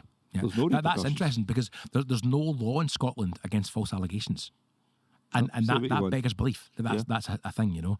There are laws against creating and submitting fake evidence in support of false allegations, which is what I would like the police to look at in my situation. That's the second point of my complaint is why hasn't she been held accountable? Because she gave you fake evidence, you know. Well, I still can't touch. I won't touch on it a lot just now. It's going to be, you know, well into next year. It'll be in our documentary, and it's going through the appeals court just now. But we spoke before we started recording, and I am that person. You know, I am that person that can prove with evidence that it was tampered with. I can prove that I'm innocent of what I'll get found guilty of. And I then want the people that tampered with that evidence and lied in court to then be held accountable. Exactly. You know, and they will. I won't stop until they are. But it's how long it takes. You know, years. Exactly. Years. Yeah. And I totally agree with you. You know, there's men out there that deserve to be locked up. You know, there's bad men, but there's equally just as many bad women. Of course there is. Yeah. So there is. And it's funny, not funny, haha, but it's peculiar that I would say more often than not when men do bad things to women, it's physical things. But when women do bad things to men, it's much more emotional and mental things. And that's always harder to prove as well. You know, a physical thing you can have, you know, like video evidence of that actually happening or bruising or whatever it is, you know. But mental, you know, mind play is much harder to prove. And you know, it's unfortunate that's the case. But in cases where there is evidence, you know, look at the evidence. Yeah. You know. That's just it. And I know when I was going through my court thing, so my lawyer, they were really good with me. They were great, and I submitted so many things, you know. And the male lawyer said to me when I went in, one of the first times, he went, "I've never ever had a client who's brought in so much information." I had a big file like that with 2 USBs attached to it as well, with videos and screenshots and stuff and whatever, you know. And we had so many little things. Now, one thing I forgot to mention earlier was, so if you remember back to the date that she was apparently supposed to be in the hospital, so that was Friday the 15th of July, right? And she then said... You were working, and she sent you the picture saying she's in hospital. Yes, yeah. So that was Friday the 15th. And then she realised that I've caught her out, and then sent me the text message from the NHS with the spelling mistakes that said, "Oh, I'm sorry, you know, it was yesterday I was there." So the NHS text message had like yesterday's date on it, you know, Thursday the 14th of July, you know. And then later on, she uploaded a video. Again, this is when I couldn't talk about her publicly. She uploaded a video to TikTok, and she really shot herself in the foot with this. And this was a great piece of evidence for us, right? To try and prove me wrong, because I publicly said that she lied about having cancer. Right? To try and prove me wrong, she uploaded a TikTok where she shows a letter to the camera which says, "Thank you for attending your appointment at Crosshouse Hospital." Right? Now listen to the date and the time on this, right? "Thank you for attending your appointment at Crosshouse on Wednesday the 13th of July at 10:30 a.m. And it lists what happened at that appointment. So this is now the third day she's meant to be there. Yes, she said she was there on the Friday. Then she went, no, sorry, it was a Thursday. And now this and then the letter Wednesday. said it's a Wednesday. Yeah. But why that's important is, she only showed that briefly online, and then she must have realised a mistake and took it down again. But I've got a copy of it, right? Her statement to the police, because bear in mind, that's the day and the morning that I meant to have assaulted her in the house. Her statement to the police is, "We were in the house all morning that morning." Yeah, then she's got a letter from the hospital saying she was at the hospital. At 10:30. Yeah, you know. Now, her statement up until the point of the assault is true. We were in the house all morning, you know. So I know that letter's fake. Yeah. You know, and even when you read it, you can see by, again, the grammar and stuff that it's fake. You know, it's a good Photoshop job. She's done that well. Of faking letters as well. Yeah, she'd done that well. But you know, so one of the things my lawyer was going to do, he was going to say to her, just run through your police statement. You know, tell us what happened that morning. And she would say, I was in the house. You know, and he'd say, oh, can you explain this letter then? Yeah, you know, and obviously that letter doesn't prove that I didn't assault her because she was in the house all morning that morning. So she could have technically been assaulted that morning by me in the house. But what it does prove is that she's more than willing and capable of creating fake evidence to suit her narrative. Yeah. Which is what she'd done there, you know. It just means everything she ever says needs to be questioned. Yeah. So that was one thing they could call her out on in the court in front of the sheriff. The second thing was those rib pictures, right? What he was going to say to her was, I'm going to ask you a yes or no question, right? And all I want you to say is yes or no. That's all. Do not say anything more than yes or no. And then show her that picture and say, do you recognise that? If she says no, he then plays the video of her saying, that's my ribs. She's lied again. Yeah. If she says yes, she's got to explain how she knows, where she's seen that picture before. Again, incriminating herself and her lies. In hindsight, going back to that day in court where the Procurator Fiscal came out and said, look, we drop it, right, see you later. Your lawyer said they've dropped it, that's you. It's almost like, as much as that would have been a relief and the best news you could have had, now you're thinking, of course, now you're thinking, when have I got a chance to, you know, nail her to the cross? Yeah. The lawyer did say to me right at the start, he said, like I said to you before, all cases can go wrong, regardless of what evidence you have. You know, it's a risk going to trial. He said, so if we can get the case dropped before trial, that's what we try and do, right? That's the aim, is to get it dropped. And then going to trial is you know, the second option, you know. But yeah, I wish now that it had gone to trial. Yeah. Because I know I would have been found not guilty. Yeah. I'm not able to say I was found not guilty of this. It was just simply dropped and went away. Yeah. You know? Yeah. Absolutely remarkable story. What I take from it all, the bit that really sticks with me is, I'm so glad you went to Andy's that night. Yes, me too. Because you could have not been here today and not here to defend yourself. She would have been forever the victim. Yes, yeah, exactly. And it wasn't until after that I then realised that if I had done that, if I'd done what I was planning to do, then not only would I not be here now, but she would have won. Yeah. And it's not about winners and losers in this case. It's not. But she would have won. She would have won. Yeah. You know? And you wouldn't have been here to defend yourself, and it would have been, oh, poor me, this is what that bad man done to me. And you know, how many people would have believed her? Yeah, exactly. And she can, at that point, she can make up whatever she wants, and I'll never ever be there to refute it. Yeah. You know? And she'd probably say, you know, oh, he was so overwrought with guilt and what he'd done to me, that's why he's done what he's done. You know? Yeah, just get away with saying anything. Yeah. So, I mean, it's absolutely remarkable, and we did touch on it before we started filming, but it just reeks of Baby Reindeer. Reeks of Baby Reindeer. Yeah, yeah. It's worthy of a documentary all day long. So as this woman needs to be exposed, and I'm glad that you're exposing her, because I feel for her children. I do, because you know, definitely, the life they're going to have, and the life they've had with someone like that as a mum is not fair. I hope that she never has another man again, because any relationship she gets into, they're going to see. You know, they're going to find out. Well, she's in a relationship right now. Is she? She's in a relationship, and there was TikTok videos last week, and she put something up, and he commented on the videos completely in support of her. Amazing. Yeah. Absolutely amazing. So he's obviously got blinkers on. And what's interesting as well is I'm also in a relationship now as well, and it's a loving relationship, and she's lovely, and I have her full support on all these things. They're talking about it and stuff. What's interesting is, now you'd think that if I had done these things wrong to someone, that the person I'd done them wrong to would want to warn people, he's a bad guy, watch out for him. Yeah. You know? When my new partner went to look her up on social media, she couldn't find her, which means my ex had already blocked my new partner. Because other people could find her. Yeah. but my new partner couldn't find blocked her straight away. So she'd already blocked her, so that my new partner couldn't get to her. Just another admission of guilt, isn't it? Of course it is. Yeah. Of course it is. You know? Well, I mean, if she's with someone just now, it'll not last. People like her are not going to change. And as much as we always stick to facts in Voice for Dads, you know, and try and be balanced and listen to all sides wherever we can and stuff like that, there's no doubt this woman is an awful human being. Yes, definitely. Awful. Yeah. From what I've you showed always us, you know, just what we spoke about today, there's no doubt Yeah.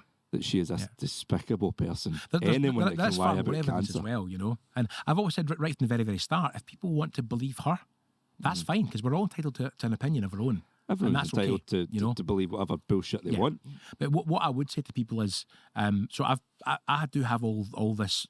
There are something that I've kept back in case I need it in the future. But there are most of the stories online on my TikTok page, and I've always said to people, go to my TikTok and watch my 3-pin videos because most of the story is in there. You know, and make up your own mind after watching those videos. Now, I don't claim that that everyone should believe me. You know, that's not what I'm saying. What I'm saying is watch my videos and then make up your mind on what I've shown you in those videos, because there's a lot of evidence in there, and evidence where you can quite clearly see she's lying. I'll show this one thing where she said this, and then the next bit I show you is the truth. And, you know, so you can see that I'm telling the truth on all this stuff. So go to my TikTok and watch the videos, and you'll see that I'm not lying, you know. And I mean, there's so many points that we've spoke about today from of her actions being, in my opinion, where she's not putting her children first. You know, she's not being the best mum that she should be for their kids, which is wrong in itself. To then move in with you and do what she did to you, and then try and destroy your life, which is something we unfortunately speak about and see every day at Voice for Dads. The women out there that try and destroy men and use children usually as a way of doing it. But the worst thing, the absolute worst, is lying about cancer. Yeah. You know, that's down there with paedophiles. So as if she ends up in jail, she's getting attacked. of course she is. So she is. When all this was going on, when she had all the support from people as well, she had a lot of support from genuine cancer survivors and domestic abuse survivors who were thoroughly on her side. And you know, thank God someone's speaking out. And I would love to know what they think now. well, I said right from the start that when these people find out the truth, they're going to turn. Yeah. You know, and now when you look at the comments on my videos, because my whole thing is all public, hers is completely private. In fact, her account has gone for the moment because she can't take the heat, obviously. You know, my account is always open, and I've left it so open that people can comment whatever they like. You know, that I don't have to approve comments. It's all, you can just write what you like on my stuff. Even bad comments, that's fine. You know, and the amount of people now who are commenting on my thing saying, oh my God, I've had cancer.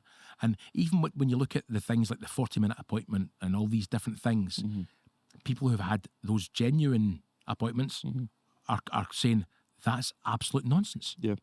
It just fills them with rage. Of course, yeah. Absolutely. Yeah.